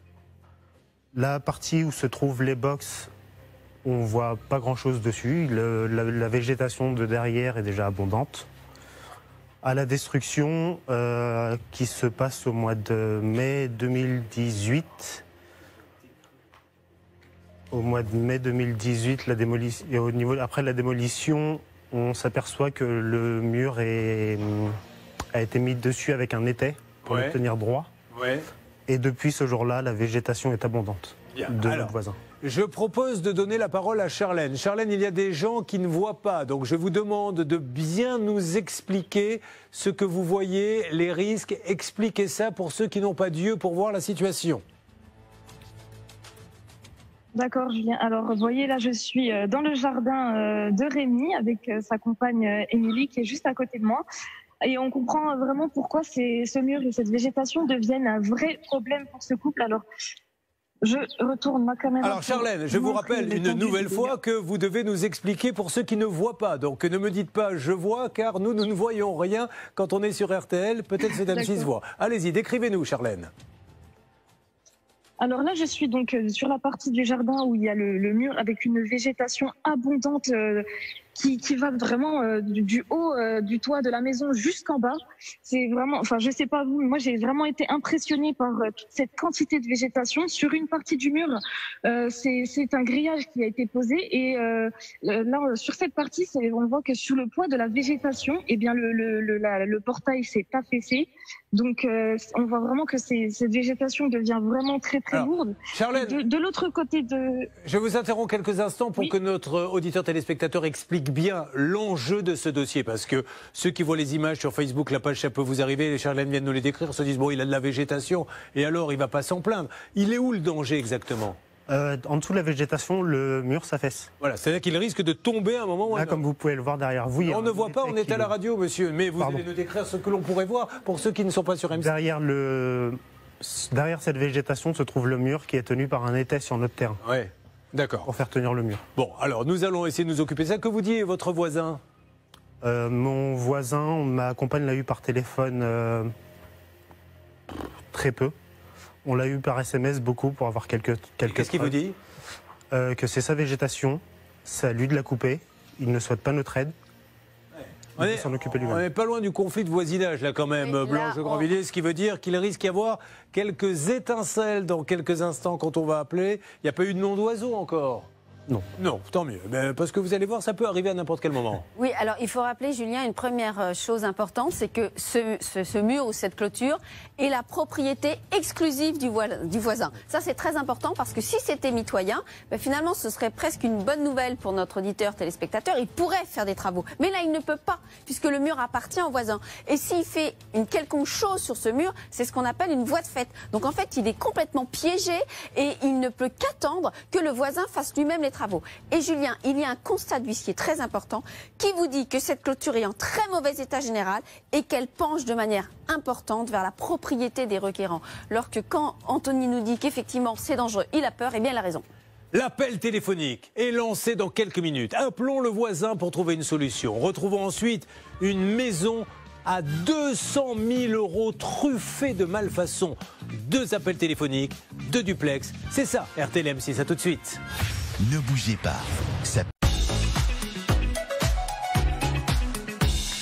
À tous ceux qui viennent de nous rejoindre, attention, c'est maintenant que tout va se jouer concernant plusieurs cas, mais notamment le cas de notre ami Rémi qui est là, qui a un problème avec son voisin, un problème de mur, Charlotte. Il ne peut plus profiter de son jardin puisqu'il y a ce mur chez son voisin qui appartient à ce voisin et qui est rempli de végétation, ce qui rend le mur particulièrement dangereux parce qu'aujourd'hui il pourrait s'effondrer. Allez, Régie, vous me faites le numéro, essayons d'appeler le voisin et de lui faire entendre que ce mur peut tomber à n'importe quel moment, que s'il se passe quelque chose de grave, en plus il aura peut-être une responsabilité, que c'est simplement du bon sens. Alors ça sonne, me dit-on, j'entends effectivement la sonnerie arriver, j'attends le décrochage. Oui, j'ai un très jeune. Bonjour monsieur, je me présente, je suis Julien Courbet. Au moment où je vous parle, je suis en direct sur RTL et sur M6. Je me permets de vous déranger quelques instants monsieur concernant votre voisin Rémi qui est à mes côtés et qui a un petit souci de mur qu'il aimerait arranger avec vous et je suis certain qu'il y a une solution. Donc il nous dit que ce mur est un petit peu dangereux, qu'il faudrait maintenant, qu'il y a des étés, etc., faire quelque chose, que la végétation envahit le jardin. Quel est votre point de vue monsieur ? Alors, pour tout vous dire, Monsieur Rémi est donc bien propriétaire de la maison mitoyenne avec la mienne. Quand il est... Attendez, je vais fermer une porte parce qu'il y a des gens qui tronçonnent. Ah, des gens qui sonnent? Ah, allô? Qui tronçonnent, pardon. Allez-y, voilà. Je vous écoute, monsieur. Alors, donc, il y a eu, il y a 4-5 ans de cela, mais je n'ai pas le dossier sous les yeux, mais je peux vous le dire, il y a eu un terrain de l'autre côté qui a été parcellisé pour construire 3 pavillons. Lors des travaux de démolition, l'entreprise qui a réalisé les travaux de démolition m'a détruit ma clôture. D'accord. Hein, donc à partir de ce moment-là, j'ai demandé à monsieur Rémi de reconstruire le mur qui m'avait été démoli. Il m'a répondu que l'entreprise avait déposé son bilan, ce qui moi je m'en fiche. Il a déposé son bilan, donc voilà, je vous propose de refaire une clôture moitié-moitié. Non, parce que la clôture était saine, existante, donc je ne suis pas d'accord. Alors, monsieur, vous voyez, c'est des informations qui nous permettent d'avancer dans le dossier que je ne connaissais pas. Vous êtes en train de me dire donc que c'est suite à des travaux qu'a fait Rémi que votre clôture a été détruite, c'est ça? Oui. Donc vous avez mis des étés pour essayer de sauver ce que vous pouviez sauver, mais vous dites aujourd'hui, du coup, c'est pas à moi de le faire, c'est à l'entreprise qui a détruit mon mur. Et monsieur Rémi ne vous a pas tout dit, puisqu'il a demandé à un conciliateur de régler le problème. J'ai répondu au conciliateur la même chose que je vous dis, et le conciliateur a stoppé la procédure. D'accord. Alors, Charlotte, une des enquêtrices de l'émission. Alors, dans le dossier, mais on n'a peut-être pas tout, hein, mais on n'a pas cette information-là, puisque le conciliateur a établi un constat d'échec et il explique que M. Flageol n'était pas présent, en fait, tout simplement. Oui. M. Flageol, c'est monsieur qu'on a au téléphone. Vous n'avez pas été apparemment à la conciliation, monsieur? Comment? Vous n'avez pas été à la conciliation apparemment? Non, mais parce que j'étais en province, on était confinés. Oui, mais quand vous dites que le médiateur a tout stoppé, c'est pas parce qu'il vous donnait raison. Il a tout stoppé parce qu'il n'a pas pu faire de médiation, parce que pour qu'il y ait une médiation, il faut qu'il y ait les deux. Je lui ai écrit, alors excusez-moi monsieur, je lui ai écrit, je lui ai donné les faits, il ne m'a pas répondu pour autant. Il m'a pas dit ça continue ou pas, pour moi, donc c'était le résultat, un échec. Alors je me tourne vers Rémi. Rémi, ce monsieur a des arguments que tout le monde entend sur RTL et M6. Il dit c'est lui qui a son entreprise qui a détruit mon mur, c'est pas moi de le payer. Alors, nous, quand on a acheté, les box étaient déjà détruits. D'accord. Les box ont été détruits au mois de mai 2018. On a été propriétaire du terrain à partir du mois de juillet. Oui. Jusque-là, tout va bien, ça ne nous dérange pas trop. La partie du mur qui est détruite, c'est une partie où il n'y avait pas de box dessus. Il n'y avait pas de box. De box, d'accord. Les box n'étaient pas sur cette partie-là. Les box étaient sur les côtés des murs. Alors, qui a détruit ce mur, alors? Non, ils étaient déjà détruits. C'est ce que vous dites. Il n'y a aucune entreprise qui a détruit ce mur. Nous, on n'a aucune preuve que le mur n'était pas sain avant. D'accord. Alors, on va donner la parole une seconde à Blanche Grandvilliers. Je reviens vers vous, monsieur le voisin. Oui, effectivement, Julien. Donc, au départ, ce voisin était prêt à faire les travaux. Et ensuite, il a indiqué que c'était les travaux qui avaient été commandités par notre auditeur qui avaient détruit ces box. Mais a priori, sur les images que nous avons, c'est pas le cas, Julien. Ces box étaient déjà détruits, c'est ce qu'on nous a dit. Et en plus, bon, ça intervient quand même très tard parce que les travaux ont été faits en 2018 et là, on est 3 ans après. Donc, c'est difficile maintenant pour ce voisin de dire que c'était les travaux qui ont été faits qui ont entraîné cette destruction. En tout cas, il a la gentillesse de nous parler aujourd'hui et nous en profitons. Nous allons donc avancer là-dessus. L'objectif, trouver bien sûr de quoi faire une médiation parce que sinon, les deux parties iront devant un tribunal expertise, ça risque de coûter un peu d'argent. Il faut avancer sur ce dossier. Vous suivez, ça peut vous arriver. Alors, monsieur, si vous m'entendez toujours, peut-être êtes-vous chez vous actuellement? Oui. Alors, dans le jardin à côté, chez votre voisin, j'ai mon envoyé spécial qui est là-bas avec l'épouse de Rémi. Si vous voulez aller la rejoindre, vous pouvez. Mais qu'est-ce que vous avez à nous dire sur ces histoires de box qui étaient déjà détruits, apparemment? Mais monsieur, j'ai eu des courriers envoyés avec l'épouse, maintes courriers. Donc j'aimerais bien que l'on reprenne le fil depuis le début. Hein, et ce n'est pas à moi, puisqu'elle a constaté quand même sur des courriers comme quoi c'était l'entreprise de démolition qui avait cassé le mur, mais que celle-ci était en dépôt de bilan, donc maintenant elle pouvait rien dire de plus. Mais moi, quand ils sont venus, que ça soit le promoteur ou autre, je sais pas, ça me regarde pas. Ma clôture était saine, il y a eu des destructions, ils ont cassé mon mur, voilà. Bon, alors, on va peut-être voir quelques images du mur plus précisément. Si vous voulez sortir dans le jardin, vous n'êtes pas obligé, monsieur. Vous pouvez, nous, on est là-bas pour qu'on regarde ensemble sur M6 ce qui se passe. Je connaîtrais. Oui, non, mais nous, on ne connaît pas. C'est pour ça, Charlène, pouvez-vous montrer, s'il vous plaît, vraiment ces histoires d'été, parce que c'est ça qui fait peur. Je vous suis, Charlène, allez-y. Oui, alors moi, personnellement, Julien, j'ai vraiment été impressionnée par la quantité de végétation qu'il y a sur ce mur. Je vous montre tout de suite. Vous voyez, c'est cette partie qui est concernée. Alors, de ce côté-ci, c'est un portail qui a été installé et vous voyez qu'il commence à s'affaisser sous le poids de la végétation. Et de ce côté-ci, une poutre a été installée pour retenir justement la partie du mur qui menace de s'effondrer. Et Émilie, la compagne de Rémi, me disait tout à l'heure qu'ils n'osent pas l'enlever de peur que cette partie tombe. Et c'est très embêtant pour eux puisque toute cette partie de leur terrain est désormais inutilisable. Blanche Grandvilliers. Oui, est-ce que ce monsieur, le voisin, est d'accord pour dire que le mur menace de s'effondrer? Parce que si c'est le cas, eh bien... Demandons-lui. Monsieur, est-ce que vous êtes d'accord pour dire que le mur menace de s'effondrer? Pas du tout. Au mois d'avril ou quelque chose comme ça, j'ai coupé toute la végétation. Par contre, il y a des risques d'intrusion, donc je laisse ma végétation faire obstacle à l'intrusion qui risque d'y avoir chez moi. Bon, alors Charlotte. Mais alors, Émilie et Rémi, vous avez proposé de faire une clôture mitoyenne, ce qui empêcherait effectivement les éventuelles intrusions dont vous parlez, et puis de vous aider à couper la végétation. Est-ce que vous seriez... C'est quand même pas à moi. Le mur, il est là depuis 1960. C'est pas à moi, qui n'est pas responsable de la casse du mur, qui va refaire 50% de la reconstruction d'un mur.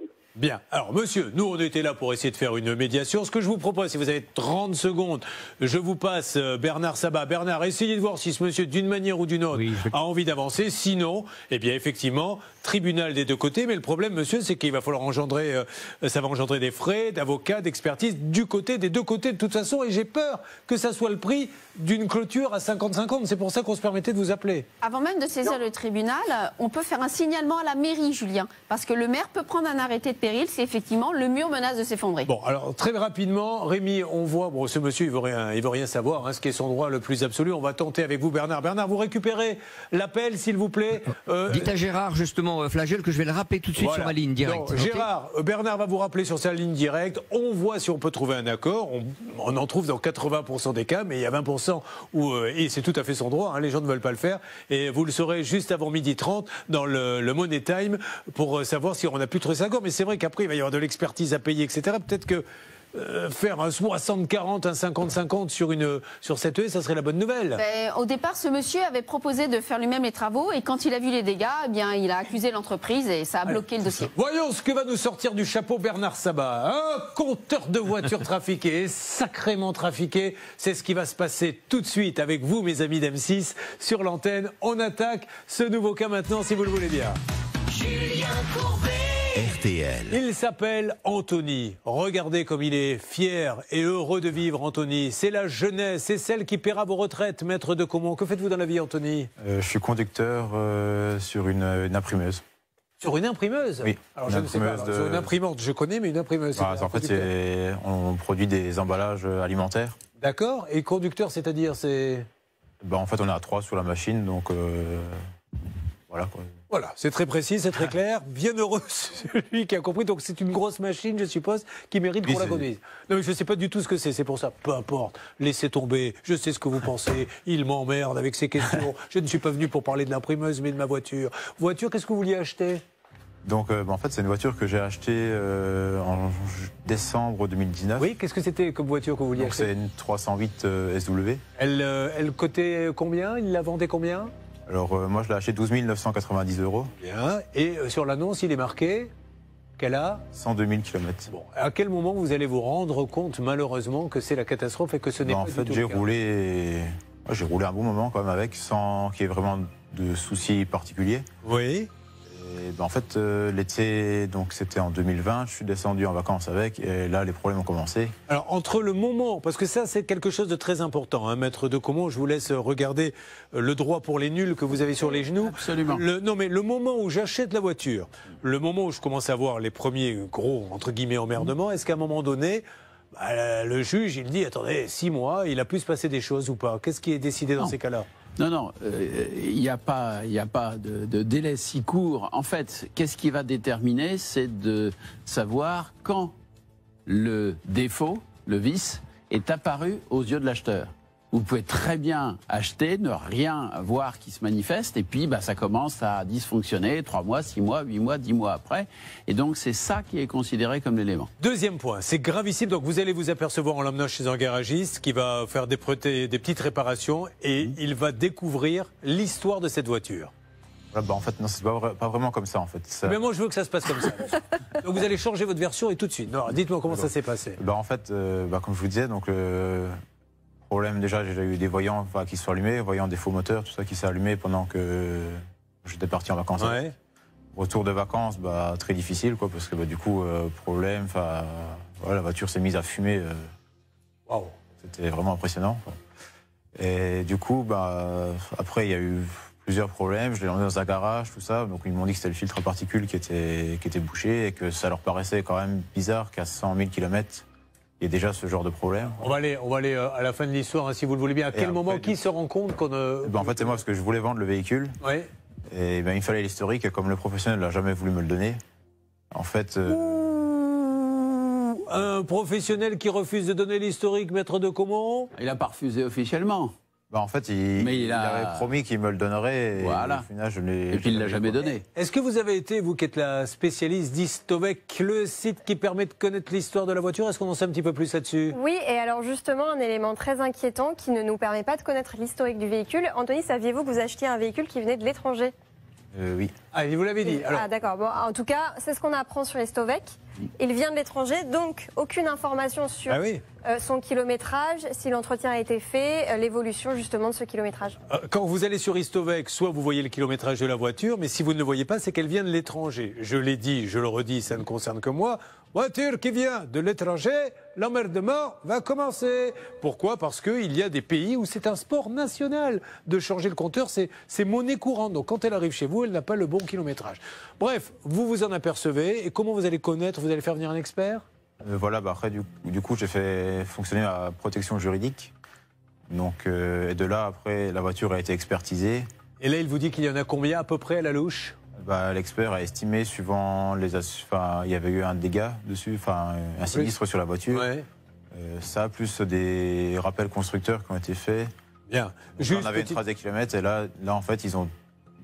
l'expert a estimé entre 200 et 250 000 Donc 150 000 kilomètres de plus. Cette voiture, vous l'avez trouvée où? Chez un garagiste en bas de chez vous ou bien une annonce? Non, sur une annonce sous le Bon Coin. En fait. Voilà. Et vous avez été la chercher à combien de kilomètres? De chez vous? De chez moi. Elle était à côté? Non, pas. Non. Alors elle était à combien? Environ 100 km, on va dire. Voilà, donc 100 bornes pour une voiture, somme toute, qu'on peut trouver un peu partout. Et c'est le problème. Et c'est comme ça tous les jours sur notre antenne, malheureusement. Alors, c'est grave, un compteur trafiqué. Ça ne veut pas dire, maître de Caumont, que celui qui lui a vendu la voiture a trafiqué le compteur. Ça veut dire que celui qui l'a trafiqué, lui, risque gros. C'est du pénal. Par contre, le professionnel, c'est son job de savoir combien il y a de kilomètres. Absolument, Julien. D'autant plus qu'il y a des vérifications qui ont été effectuées par l'expert à la demande de notre ami et que pouvait également parfaitement effectuer le professionnel avant de mettre le véhicule en vente, puisque l'expertise a révélé deux choses. Une première chose, c'est qu'il n'y avait absolument pas de journal des défauts. C'est-à-dire qu'une intervention avait été faite pour effacer la mémoire dans la voiture, puisque ce sont des véhicules modernes dans lesquels on sait tout ce qui s'est passé, tout ce qui a dysfonctionné. Deuxièmement, il a quand même pu, et c'est de là qu'il a extrapolé le kilométrage probable, par le réseau, en l'occurrence Peugeot, savoir tout ce qui avait été fait dans le cadre des rappels, des mises à niveau de véhicules, etc. Et il a quand même effectivement 3-4 interventions en 2017-2018, et là on a les kilométrages. En 2018, elle a déjà... Donc le professionnel, il le sait s'il veut le savoir. Un professionnel qui a envie de le savoir, c'est tout à fait à sa portée, et là, il va... Même s'il est de bonne foi et que ce n'est pas lui qui a tombé le compteur, il a les moyens de voir qu'on lui a vendu un véhicule. Attention, nous allons téléphoner à ce professionnel pour avoir des explications. Yasmine, nous aurons peut-être besoin de vous sur RTL et M6. Dites-nous où vous vous trouvez pour éventuellement une intervention dans quelques instants, puisque l'appel téléphonique ne va plus tarder. Alors Julien, c'est bien simple, je suis littéralement devant le garage. Alors c'est en Alsace, c'est à quelques kilomètres de Colmar, sur une zone industrielle. Et c'est assez étonnant parce que le garage, en tout cas le hangar, est assez grand. Il y a une vingtaine de voitures sur le parking et il y a de l'activité. J'ai vu plusieurs personnes entrer dans les locaux. Et en tout cas, je pense qu'ils sont encore là, à moins qu'il y ait une porte dérobée, parce qu'ils ne sont pas ressortis depuis ce matin. Donc on devrait avoir quelqu'un. Si vous ne l'avez pas par téléphone, évidemment, je suis là pour y aller en physique. En tout cas, j'ai assez bon espoir sur le dossier. Allez, ça marche. Dans quelques instants, donc, l'objectif appelé. Que souhaitez-vous très exactement, monsieur, en quelques mots?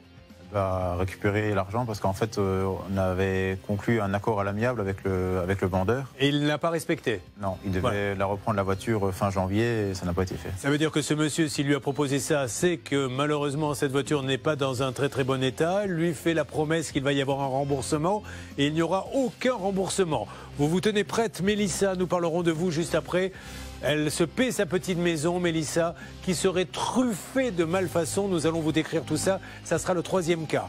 Appel téléphonique, duplex. Que va nous dire le professionnel sur une voiture vendue à 100 000 km, qui en est en fait 250 000? Tout va se jouer dans quelques instants et avec vous. Ne bougez pas. Merci d'être en direct avec nous sur M6. Dispositif hollywoodien. Un premier cas a été lancé. Le mur du voisin de Rémi s'écroulerait. Le voisin ne veut absolument rien savoir. Il dit « Ce n'est pas moi qui ai détruit ce mur, je ne le paierai pas ». Bernard Sabat continue actuellement la négociation. Bernard, est-ce que cette négociation avance? Dites-moi oui, dites-moi non, mais dites-moi quelque chose, je vous en supplie. Non, Julien. Gérard Flagel reste sur sa position. Il dit, moi, dans tous les cas, c'est à Rémi et à Émilie de faire le mur. Et moi, j'enlève ma végétation. Sinon, il n'y aura rien du tout. Il reste ferme sur sa position. Nous verrons si ça va au tribunal. Deuxième cas, c'est celui d'Anthony. Anthony s'est bien fait avoir en achetant cette voiture, c'est ce qu'il nous dit. Il a acheté cette voiture avec soi-disant 100 000 km. Au final, elle en aurait entre 200 et 250 000 km. En quelques secondes, maître de Comont, une information qui change beaucoup de choses dans ce dossier, c'est que le professionnel a commencé à la rembourser. Donc quelque part, il reconnaît qu'il n'aurait pas dû la vendre comme ça. C'est évident qu'il a implicitement acquiescé à la reconnaissance du problème, puisqu'il a déjà versé un quart du prix, sauf qu'il s'était engagé verbalement, parce qu'il n'avait pas voulu non plus signer le protocole d'accord. Il s'était engagé auprès d'Anthony à rembourser la totalité. Et depuis, je crois, à peu près 8 mois, il n'y a plus rien d'autre. Il n'y a plus rien. Il paie donc un quart, il n'a rien signé, maintenant il ne paie plus rien. L'appel téléphonique sera lancé dans 1 minute 40, très exactement. Nous revenons maintenant sur un cas, l'émission a démarré à 10h05. C'est notre ami Frédéric que vous allez entendre. Frédéric a acheté un berlingot. Les pneus ne sont pas du tout adaptés, c'est un professionnel qui lui a vendu. Il n'a pas le droit de rouler avec des pneus dans cet état. Mais pire encore, le professionnel ne lui a toujours pas remis la carte grise et ça c'est grave parce que ça veut dire qu'on ne sait pas trop quelle est l'histoire de cette voiture. Et nous avons JB téléphoné à Zen Auto. Le monsieur nous a dit rappelez-moi dans 10 minutes. Zen Auto, qu'il n'y ait pas de confusion, se trouve 21 route nationale. C'est Rachid Roudani, hein, c'est bien ça. Je ne sais pas dans quelle ville il est, à Nîmes très exactement. Qu'en est-il, JB ? Eh bien, j'ai rappelé ce monsieur comme convenu 10 minutes après. Je l'ai eu. Ce monsieur était très calme. Il a pu revoir le dossier. Et puis, calmement, il m'a dit moi, je vais rien faire. Pourquoi ? Parce qu'il y avait 4 pneus à changer, certes, mais ces 4 pneus, c'est pas à moi de les changer. Le contrôle technique a fait passer la voiture. Donc, retournez-vous vers le contrôle technique. Et concernant la carte grise, c'est à Frédéric de s'en occuper. C'est pas à moi. Je ferai rien. Qu'il aille voir avec la préfecture. Alors, nous allons nous permettre de relancer aussi souvent qu'il le faudra Zen Auto en 10 secondes. La carte grise, c'est pas à lui. J'ai vraiment 10 secondes de s'en occuper. C'est pas au professionnel. Si, quand un professionnel vend à un particulier, bien entendu, il lui donne les papiers pour pouvoir effectuer l'immatriculation et en général, il se charge de faire l'immatriculation. Charlotte ? En fait, dans le dossier, il y a la carte grise barrée, mais visiblement, le professionnel, en faisant la demande d'immatriculation à la préfecture, se serait trompé peut-être sur le nom de Frédéric. En tout cas, il y aurait une erreur. Frédéric, je lui parle, lui se trouve loin de chez nous, il est à Tarbes. Je m'occupe de ça, nous y revenons dès lundi parce que ça ne nous plaît pas beaucoup cette histoire de carte grise. Si Zen Auto, monsieur Rachid Roudani à Nîmes, 65 rue du Moulin-Vedel, c'est l'adresse du garage, veut nous rappeler, il sera prioritaire. Nous reprenons ce dossier lundi. Maintenant, c'est l'appel téléphonique concernant notre histoire de compteur trafiqué. Sur RTL. Midi 3, RTL, M6, Money Time, appel téléphonique pour notre ami Anthony qui a acheté une voiture, 100 000 km. Elle en a en fait 250 000. Le vendeur est d'accord pour rembourser. Il sent qu'il y a quelque chose qui ne va pas, mais ne veut pas faire de papier officiel. Lui donne une petite partie. Combien exactement ? 3 000 euros. Sur un montant de 12 000. Et aujourd'hui, aucune nouvelle. L'appel est lancé. C'est à vous de jouer, mon JB. On appelle le garage. On appelle le garage par le standard déjà pour commencer. Allez, Julien. ça marche. Nous avons, je le rappelle, également une envoyée spéciale, Yasmine, qui peut intervenir pour la radio et la télé à n'importe quel moment. On va lui demander de se rapprocher à Yasmine petit à petit pendant que ça sonne. Voyons si quelqu'un nous répond pour l'instant. Nous sommes dans le Haut-Rhin, à Mutzenheim. C'est là que nous sommes, maître de Comont. Vous êtes nos yeux, Yasmine. Bonjour. Micro en main, vous nous décrivez ce qui se passe, vous avancez. Les auditeurs d'RTL, les téléspectateurs d'M6 veulent en savoir plus. À vous de jouer. Simplement, je sais qu'il y a quelqu'un à l'intérieur.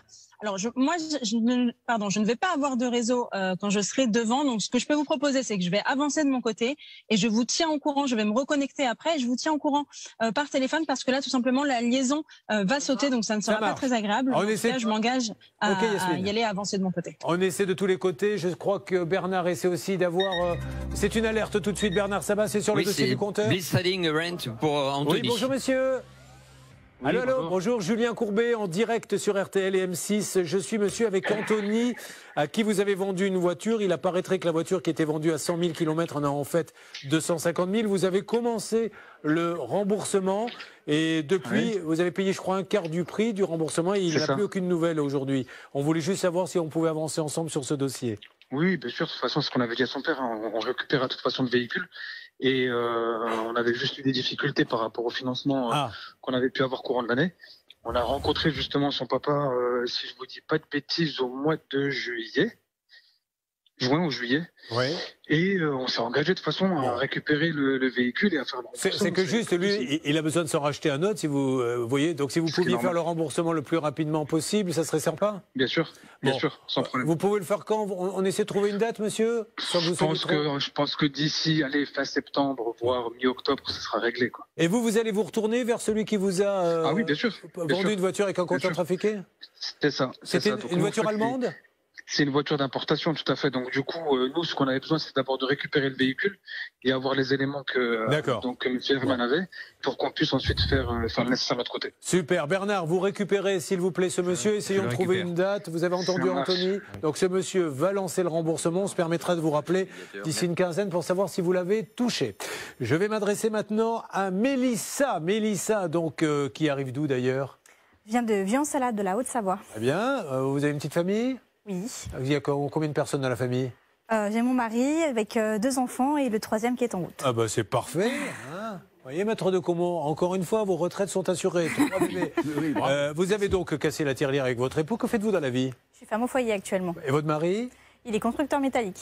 Bien. Et vous avez cassé la tirelire pour vous payer le projet de votre vie, une maison que vous avez trouvée par une agence immobilière? Non, mon mari a trouvé le constructeur par le biais de l'Internet. Vous l'avez fait construire la maison? Elle est neuve, elle est construite. Oui. Elle est neuve. Oui. Et malheureusement, le résultat est loin d'être du neuf. Alors, vous vous en apercevez au fur et à mesure qu'il y a des problèmes ou vous en apercevez après la livraison? Comment ça s'est passé? Alors en fait, on s'en a aperçu déjà au fur et à mesure puisque la maison avait beaucoup de mal à avancer. Oui. J'ai dû faire intervenir un huissier de justice, un expert et un avocat pour faire contrôler la maison et pour que la maison avance. Oui. On a enfin eu les clés le 1er avril de cette année. Et en fait, depuis qu'on est dans la maison, on a constaté encore que certaines choses ne fonctionnaient pas, comme la pompe à chaleur qui ne fonctionne pas. On n'a pas de chauffage, pas d'eau chaude. La porte de garage qui est motorisée ne fonctionne pas non plus. J'ai l'escalier extérieur qui n'est pas viable, si je peux me permettre le terme. Et j'ai aussi un gros espace de 10 cm dans l'escalier de mon sous-sol qui me permet d'aller à mon salon. Ouais. J'ai un tableau électrique qui n'est pas du tout très beau. Alors, tout ça, ok, vous l'avez dit certainement au professionnel qui a dû venir sur place essayer de se rendre compte. Qu'est-ce qu'il vous dit? Alors, le professionnel ne s'est pas rendu sur place pour voir tous les détails. D'accord. Parce qu'il est au courant pour la pompe à chaleur.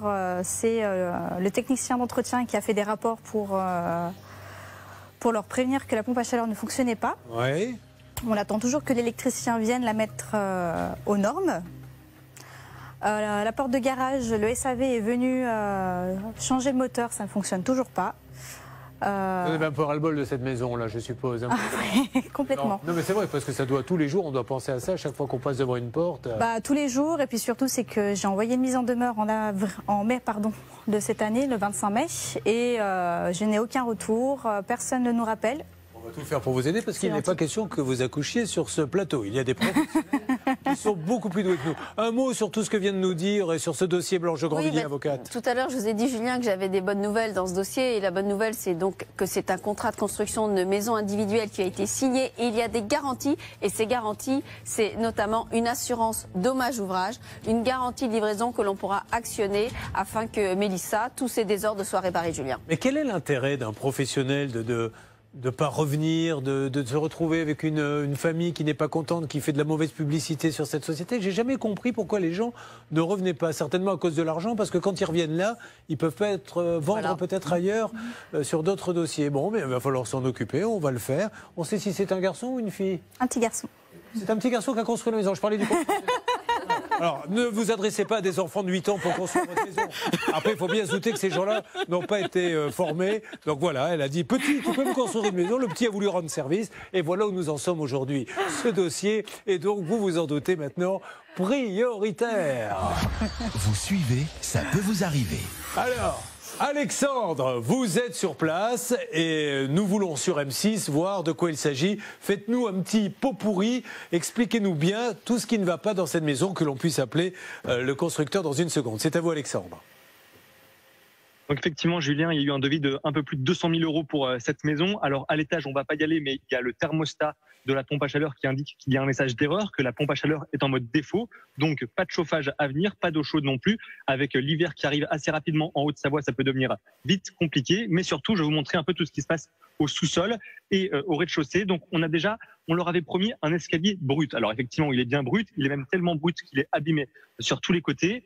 Et on a surtout cette porte de garage qui pose problème parce que pour la lever, il n'y a aucun souci. Elle monte de manière automatique. Par contre, pour la descendre, il faut garder le doigt appuyé dessus pour qu'elle descende. Dès que je l'enlève, la porte s'arrête alors que c'est censé être automatique. Donc effectivement, il faut à chaque fois sortir de la voiture pour pouvoir actionner tout ça.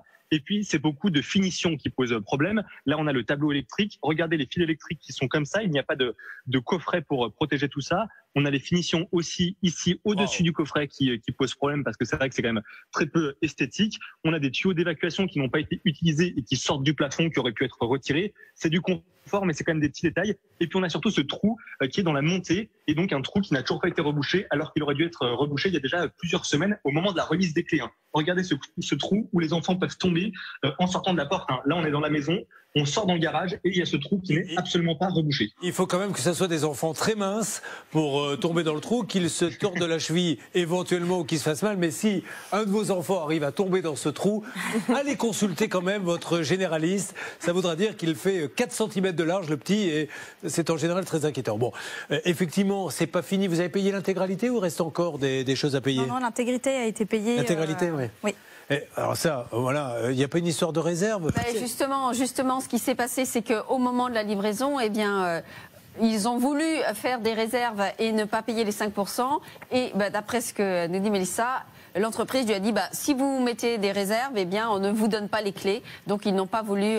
Voilà, les réserves n'ont pas été indiquées. Mais ce n'est pas grave, Julien, parce qu'il y a heureusement des délais. Il y a le délai d'1 an pour mettre en jeu la garantie de parfait achèvement. Vous avez vu, hein. Je n'ai strictement rien dit. J'étais simplement en train de me demander si j'allais boire un verre d'eau ou pas. Et là, mais c'est pas grave, Julien.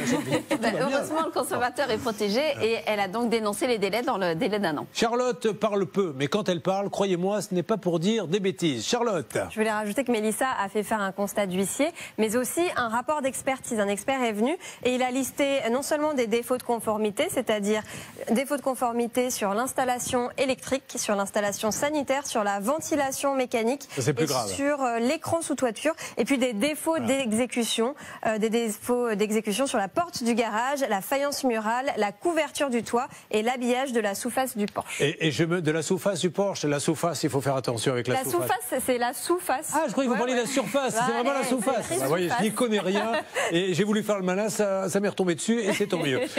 Encore une fois, ça nous fait beaucoup de peine. Ces jeunes couples, c'est un crédit, c'est un sacré crédit, cette maison, qui font confiance à un constructeur, qui lui donne l'intégralité. Et non seulement ce n'est pas fini, parce que évidemment, on peut se dire, bon, il y a le tuyau, mais non, on a payé pour du neuf, on a envie d'avoir une jolie maison, on ne veut pas avoir des tuyaux qui traînent partout. Et là, pire encore, il y a des problèmes de conformité. Donc la maison, elle n'est pas finie, elle a été mal faite. Il faut donc que l'on avance sur ce dossier. C'est pour ça que nous allons, avec vous, téléspectateurs d'M6, lancer l'appel en direct pour demander à ce constructeur de revenir, de terminer, lui qui a pris l'intégralité de la maison, à savoir 200 000 €. C'est parti, on y va.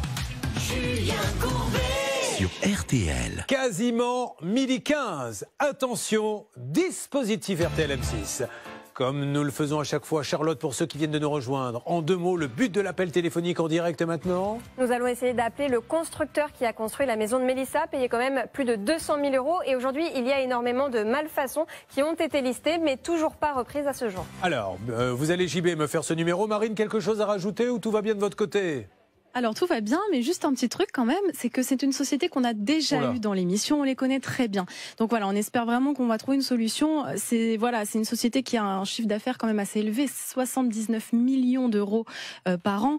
Donc voilà, il n'y a pas de raison qu'on ne trouve pas de solution. JB, de votre côté, donc cette société, vous avez regardé un peu les chiffres, effectivement, bonne santé, tout va bien? Tout va bien, effectivement. Alors, c'est des gens qui ont eu beaucoup de problèmes, malheureusement. Il y a eu des groupes qui sont créés pour justement dénoncer tout ça. Et il y a eu beaucoup de procédures parce que ils estiment qu'il y a beaucoup de gens qui ont été diffamants vis-à-vis d'eux. D'accord. Laissez-moi la musique. Pourquoi je ne pourrais pas... Allô? Oui, bonjour. Je suis bien chez SFMI Tradilogie? Oui. Bonjour, madame. Je me présente, je suis Julien Courbet. Au moment où je vous parle, nous sommes en direct sur RTL et M6 et je suis avec une jeune fille qui s'appelle Mélissa Ripoche qui a des soucis avec sa maison. Alors, Mélissa, qui est votre interlocuteur chez SFMI Tradilogie, s'il vous plaît, à Valence? Normalement, c'est Monsieur Altintop. Est-ce que Altintop? Oui. Est-ce que Monsieur Altintop est là, s'il vous plaît? Monsieur Altintop ne travaille pas au siège à Valence, mais je vous trouve quelqu'un. Patientez un instant, s'il vous plaît. Merci beaucoup, madame. Merci. Très bien. Alors, vous n'étiez pas passé par le siège de Valence, visiblement. J'ai toujours eu ce numéro et cette adresse et j'ai toujours eu Monsieur Altintop au téléphone. Vous m'inquiétez un peu, JB, j'avoue que j'avais un peu oublié ce dossier parce qu'on en fait à peu près de, je sais pas, 3 000 à 4 000 par an. Mais il y a des groupes Facebook qui se plaignent. Alors attention, hein, on ne dit pas que ce qui est dit sur Internet est vrai, mais enfin, c'est quand même un faisceau d'indices. Oui, alors déjà, c'est une société qui en rachète d'autres, qui rachète d'autres sociétés plus petites, moins importantes. Donc, ça fait vraiment un énorme ensemble qui est sur toute la France. Et effectivement, il y a eu pas mal de soucis différents. Donc, on était déjà intervenu à plusieurs reprises sur l'antenne sur des dossiers qui sont plus ou moins bien finis. Et il y a eu aussi des procédures. Il y a un groupe sur Facebook notamment où il y a 500 personnes qui sont regroupées. Et ça se termine en mars par un courrier en fait de la SFMI qui dit voilà, on va attaquer toutes les personnes qui nous diffament. Et apparemment, il y a des procédures qui ont eu lieu. Bien. Vous vouliez dire quelque chose, Blanche Grandvilliers? Oui, on a une mise en demeure de Mélissa en mai 2021, en demandant au constructeur de venir faire les travaux. Il n'y a pas de réponse. Ce que peut faire Mélissa, c'est écrire directement à l'assurance. Vous savez qu'il y a une assurance dommage ouvrage qui a été souscrite pour elle, en lui disant « Le constructeur ne m'a pas répondu. Ce sont des dommages qui affectent la solidité de l'ouvrage, donc je vous demande d'intervenir et de faire les travaux. » À n'importe quel moment, cette dame peut répondre. JB, vous êtes sur le coup. Faisons un petit tour des dossiers qui sont traités pour savoir si nous avons des accords, puisque le but du jeu, c'est de faire avancer les dossiers.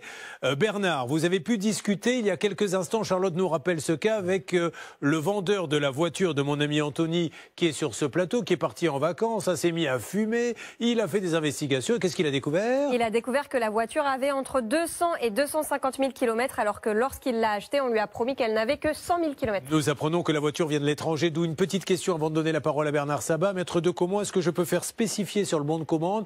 Il m'est dit que la voiture ne vient pas de l'étranger. Enfin, pour connaître l'origine, parce que si on ne me le dit pas... Si vous le demandez... Et gentiment. Si vous le demandez gentiment, on peut tout mettre effectivement sur un bon de commande ou sur une facture.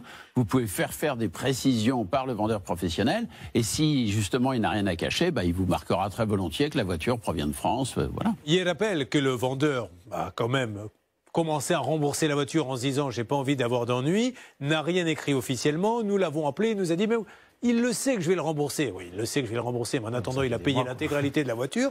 Il n'a plus de voiture, donc il faut qu'il en rachète une autre. Donc c'est pas à coût de 2000 tous les 6 mois que ça peut avancer. Que vous a-t-il dit Bernard Sabat? Écoutez, il voulait montrer sa bonne foi et la semaine prochaine, Anthony va recevoir par virement la somme de 1 500 €. Ça, c'est la première chose. Et le 30 septembre, il recevra les 7 500 € manquants, ce qui fera donc 9 000 €. Voilà la négociation que j'ai obtenue de la part de Hicham qui s'engage officiellement sur M6 et sur RTL. Est-ce que ça vous convient, ça, Anthony? Oui, très bien, oui. Si sa promesse est tenue, oui. Ah non, non, parce ici... non, c'est jamais tenu. Aucun dire les gens, on appelle les autres, mais je peux vous dire quoi. Si c'est tenu, vous serez bien le premier en 20 ans.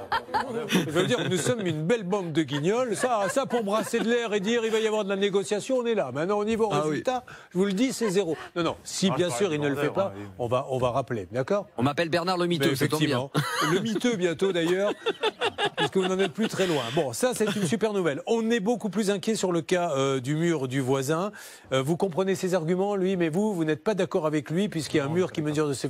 Il dit que le mur il s'est effondré suite à des travaux de monsieur, et le voisin dit, lui, notre ami dit, non, ce n'est pas le cas, donc là je vois mal comment on peut éviter le tribunal. Hein. Oui, déjà, je vous ai dit, Julien, allez faire un petit signalement à la mairie, parce que la mairie peut enjoindre au propriétaire du mur de faire les travaux.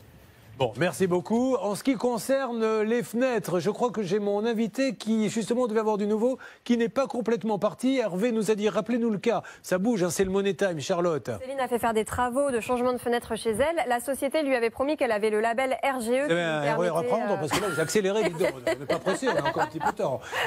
Excusez-moi, maintenant, si vous avez un rencard, on peut comprendre, on prendra le relais. Hein. Oui. Ah, vous avez un rencard, très bien. Alors donc, rappelez-nous. Simplement, elle devait avoir le label RGE. Cette société, elle ne l'avait pas, donc Céline n'a pas pu bénéficier des aides qu'elle devait toucher. Hervé Pouchol en duplex. Tout à l'heure, vous êtes allé voir le directeur qui nous a dit, écoutez, on va pas faire de blabla, moi je veux vraiment regarder le dossier pour pouvoir parler. Est-ce que ça a bougé? Est-ce qu'on a du nouveau? Eh bien, écoutez, je suis avec Monsieur Girard qui vient de me rappeler justement pour me dire qu'il avait justement des choses à dire à sa cliente. Allez-y, monsieur, on vous écoute. Bonjour. Merci. Je tenais simplement à préciser à la cliente que je suis en train de regarder le dossier. En effet, il y a eu plusieurs échanges de mails, donc il y a bien un litige avec cette dame. Maintenant, au regard des premiers éléments, donc ça a été très rapide parce que j'ai eu très peu de temps. Je suis pas tout à fait d'accord sur le montant en fait que cette dame aurait pu bénéficier, parce que la loi en vigueur à l'époque de sa pose n'était pas celle d'aujourd'hui. Donc il y a déjà un écart sur le montant. Maintenant, étant proche de mes clients, et j'insiste, le but étant encore une fois de trouver une solution, parce que je suis pas là ni pour léser qui que ce soit, ni pour que qui que ce soit se sente lésé, pardon. Donc ce que je propose à cette dame, c'est qu'on puisse se rencontrer, qu'on puisse échanger ensemble, pour bien sûr lui trouver une solution. Et si on lui doit une somme d'argent, bien sûr lui rembourser cette somme d'argent. On fait ça, on organise. Ce monsieur n'est pas tout à fait d'accord sur les montants, donc vous allez pouvoir lui expliquer pourquoi vous réclamez un tel montant. Oui. Donc on organise une petite réunion. Vous êtes loin de chez lui ? Je sais pas. Enfin non, je pense pas. Hein. Mais c'est quoi? C'est à quelques kilomètres, c'est pas à 600 kilomètres. Non. Bon, alors on va organiser ça. Vous organisez ça, Hervé, avec cette dame et tout. On se met autour d'une table. C'est la meilleure des solutions et c'est comme ça que les dossiers peuvent avancer. Merci beaucoup, Hervé. Merci. Bon, ben voilà, donc monsieur vous reçoit, il veut juste voir les chiffres et dans ces cas-là, il vous rembourse. Tout ce qu'il faut. Eh ben, merci beaucoup. Merci à vous. À bientôt. Merci. Vous avez déjeuné? Non. Eh bien, ne passez pas par la cantine. Prenez-vous un... C'est un conseil d'amis, hein, voilà. Parce que quand vous allez passer devant, ne vous laissez pas tenter. L'odeur est souvent trompeuse. En ce qui concerne maintenant la maison, parce qu'on a des diffuseurs de bonnes odeurs, on se dit, tiens, parce qu'on est à la cantine, c'est super bon. Et en arrivant, là, c'est le drame. JB, est-ce que nous avons du nouveau pour Mélissa? Et non, malheureusement non, je suis toujours en attente. Cette dame n'est pas encore revenue vers moi. Rappelez, sur une autre ligne. Parce que c'est bien beau d'aller nous dire on va chercher quelqu'un, mais si personne ne vient... Julien, oui, bonjour. J'ai le conducteur de travaux qui m'appelle. Allez, mais je veux un peu qu'on le prend. Le conducteur de travaux, comment s'appelle-t-il? Monsieur Dickmeuf. Dickmeuf. Dickmeuf. Allez-y, Julien. Allô, monsieur Dickmeuf? Oui, allô? Bonjour, monsieur Dickmeuf, c'est Julien Courbet. Nous sommes en direct sur M6 et RTL au moment où je vous parle, RTL et M6. Je suis avec Mélissa, vous voyez qu'il s'agit, Mélissa Ripoche. Et sa maison. Parlez-lui, Mélissa, parce qu'il croit que peut-être que c'est une blague. Oui, bonjour, monsieur Dickmeuf. Allô? Oui, monsieur Dickmeuf, oui, c'est bien vous. Elle vous parle, Mélissa, allez-y. Monsieur Dickmeuf, vous m'entendez? Allez-y. Je vous entends très mal, dites-moi. C'est madame Ripoche au téléphone. Vous vous souvenez de moi? Madame Ripoche. Ripollin? Non, pas Ripollin. Ripollin, c'est celui qui a fourni la peinture. Non, Ripoche, c'est le nom de la cliente. Sa maison, vous pouvez lui dire où est la maison? Madame Ripoche. Oui, madame Ripoche, à Vian-Sala. Vous vous souvenez de moi? Non, je vous entends très mal. Je suis désolé. Le coup allez, Bernard, récupérez parce que je la sens mal à la musique. Le coup au fur et à mesure qu'on devient précis dans les récits, les gens tombent de moins en moins. Oui, il vient de me raccrocher. Voilà, il était bien dans un tunnel. C'est-à-dire que vous dites allô, je voudrais acheter une maison. Mais bien sûr, monsieur, je suis tout à fait à l'écoute. En fait, c'est pas du tout ça. C'est parce que la mienne a été mal construite. Ah, là, j'entends déjà moins bien. Et là, ça va s'effondrer. Vous avez dit, ah, j'entends pas. Poum, il raccroche. Donc c'était. Il vous a pris pour Ripollin, dis donc. Non, mais c'est tout à fait ça. Ouais. Alors là, on avait donc monsieur Dickmeuf. Dickmeuf, et l'autre personne qu'on a appelée, c'était qui? C'est monsieur Altimtop. Altimtop, voilà. En soi, on ne se moque pas, hein, c'est la réalité. Oui, vraiment, monsieur Dickmeuf, ou monsieur Altimtop, s'il vous plaît, Bernard, dans les jours qui viennent. Je vous en prie. Monsieur Dickmeuf s'est mis sur messagerie. Quand on s'appelle deux communs, on la ramène.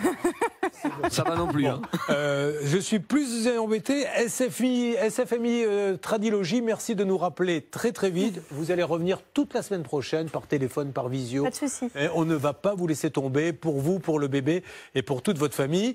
Voilà, donc risque de tribunal, affaire normalement réglée pour risque de tribunal pour le mur, affaire normalement réglée pour la voiture. Et Mélissa, on continue et on essaie d'avoir le président. Je crois que c'est Alexis Machillot. Alexis Machillot de SFMI Tradilogie. Pas facile hein, avec tous ces noms. Alors, il peut encore se passer pas mal de choses. Hein. Ne croyez pas que là l'émission est terminée. Je vois que Charlotte là est en communication avec la salle des appels. Je ne serais pas étonné qu'on ait quelqu'un regarder, écouter JB nous en dire un peu plus avec la société dans une seconde. Restez avec nous, RTL M6. Ça peut vous arriver.